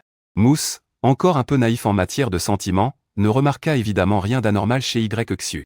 Soulagé d'avoir obtenu une réponse positive de Xu, il tourna les talons sans plus attendre pour aller chercher une peau de bête. Sans se soucier le moins du monde de Xu, qu'il laissait là, la gorge sèche et tout émoustillé, tel un bourreau des cœurs qui s'enfuit une fois son objectif atteint. Xu lança un regard plein de reproches à la silhouette de Mousse qui s'éloignait. Il mourait d'envie de le suivre pour faire quelque chose, mais il se rappela qu'il venait de se faire éconduire. Il se tourna alors brusquement vers Muer. Dès que ton frère ira mieux, vous dégagerez d'ici. Muer frissonna en entendant ces mots. Il avait peur de Xu, mais malgré ça, il refusa d'obtempérer. Il avait juré au dieu bestial de suivre Mousse. Je suivrai ma grande sœur toute ma vie, alors je ne peux pas accepter. À ces mots, le regard de Xu devint glacial, et une aura meurtrière et glaciale se dégagea de lui. Tu cherches la mort? Fixé par le regard de Xu, Muer sentit un froid glacial l'envahir, et des sueurs froides perlèrent dans son dos. Pourtant, il n'avait aucune intention de reculer. Serrant les dents, il répondit, même si je dois mourir, je suivrai ma grande sœur. Toi. Xu était vraiment furieux contre ce gamin. Au moment où il s'apprêtait à le réprimander, il entendit les pas de Mousse. Xu ravala sa colère. Il ravala les mots qu'il s'apprêtait à dire. L'instant d'après, Mousse apparut, une peau de bête à la main. À peine sorti, il sentit que l'atmosphère était un peu étrange. Qu'est-ce qui se passe avec vous deux? C'est bizarre. Muer allait parler, mais Xu le devança. Il prit directement la peau de bête des mains de Mousse, la jeta à Muer, et sourit innocemment à Mousse. Oh, ce n'est rien. Il s'inquiétait pour son frère, c'est tout. Je lui ai déjà donné la peau. Allons nous reposer tôt. Sur ces mots, Xu attrapa Mousse et l'entraîna vers l'intérieur. En franchissant le seuil de la grotte intérieure, il jeta un regard d'avertissement à Muer. Ce dernier, recevant ce regard furieux, observa la scène, et comprit la situation. Il avait déjà deviné que Mousse avait le cœur tendre, surtout face à un jeune comme lui. Il jeta un œil à son frère toujours inconscient, se disant qu'il devait absolument rester, quoi qu'il arrive. Il voulait tenter sa chance, voir s'il pouvait saisir cette opportunité pour s'offrir un avenir différent. YXU, lui, ignorait totalement que son point faible venait d'être exposé au grand jour. Et il ignorait encore plus que le petit morveux dehors était déjà bien décidé à ne plus lâcher Mousse. À peine rentré dans la grotte avec Mousse, il tira sur le coin de son vêtement avec un air pitoyable. Il se plaignit d'un ton plaintif. « Pourquoi es-tu si gentil avec ses deux frères ?» En voyant YXU se comporter ainsi, Mousse sentit un coin de sa bouche tressauter. Je trouve que YXU devient de plus en plus effronté. Un homme de plus de 2 mètres. Pourquoi il se comporte comme une pleurnicheuse? C'est tellement gênant que je ne peux même pas regarder. YXU, lui, n'a aucune honte, mais moi, ça me gêne. Musizi lui tira la joue, ne fais pas ton air pitoyable. Si tu as quelque chose à dire, dis-le clairement. Voyant que sa ruse ne fonctionnait pas, YXU abandonna aussitôt son air pitoyable, et son regard s'assombrit. D'un geste, il attira Musizi sur ses genoux et se pencha tout près de son oreille. Sa voix, basse et magnétique, murmura « D'accord. Je vais parler clairement. » Musizi ne s'attendait absolument pas à cette attaque surprise. Ses oreilles devinrent instantanément rouges. Il sentit un frisson électrique le parcourir de la tête aux pieds, partant du lobe de son oreille. Il voulut s'éloigner un peu de YXU, mais hélas, sa taille était fermement enserrée par ses bras. Impossible de s'échapper. Sizi jeta un regard nerveux à YXU. Le visage écarlate, il bégaya, « YXU, qu'est-ce que tu fiches ? T'es parle normalement. » Comment ça, je ne parle pas normalement ? YXU eut un petit rire. Ses yeux hétérochromes fixaient Musizi, lui donnant un air étrangement envoûtant. Il leva la main et effleura d'un doigt les lèvres roses de Musizi. Son regard s'intensifia. Il murmura, « En quoi suis-je méchant ? Je n'ai absolument rien fait pour l'instant. » « Comment peux-tu m'accuser à tort, mon Sizi ?» Sur ces mots, sans laisser à Musizi le temps de réagir, il pencha la tête. Et scella rapidement ses lèvres rouges et tentatrices, jusqu'à ce qu'il sente Musizi à bout de souffle. Ce n'est qu'à ce moment que YXU releva la tête à contre-cœur. « Ça, dit-il avec un petit sourire, c'est ce que j'appelle être méchant. Tu as compris, maintenant ? Tais-toi, tu abuses. » Musizi était vraiment sous le choc, il avait même du mal à articuler. Il ne comprenait pas. YXU. Comment avait-il pu changer si soudainement, comme s'il avait eu une révélation, devenu si doué pour la drague? Était-ce bien le thérianthrope simple et honnête qu'il croyait connaître? On dirait qu'il est possédé. Mais YXU se fichait de la stupeur de Musizi. Il n'avait jamais été un saint. C'était par peur d'effrayer Musizi qu'il s'était retenu tous ces jours. Mais s'il continuait à se contenir, il avait peur de finir par imploser. Et de plus, il voulait vraiment que Musizi apprenne à connaître et à accepter le vrai lui. Pas une version édulcorée, un thérianthrope qui cachait sa vraie nature. YXU regarda le visage de Musizi, partagé entre la surprise et la colère, et le trouva adorablement séduisant. Il le serra un peu plus contre lui. Ça, c'est juste abuser un peu. Quand Sizi sera en chaleur, je lui montrerai ce que c'est que de vraiment abuser. Ah. Mais qu'est-ce qui se passe? YXU s'est fait posséder ou quoi? Pitié, que quelqu'un lui ferme sa bouche à cochonnerie. Musizi hurlait intérieurement, rouge de honte de la tête aux pieds. Il voulait plus que tout s'éloigner de ce YXU-là, mais il ne le pouvait pas. Il n'eut d'autre choix que de lever la main pour couvrir cette bouche qui débitait des obscénités. Il lui lança un regard noir. Tu n'as plus le droit de parler. Si tu continues à faire le pervers, je t'ignore.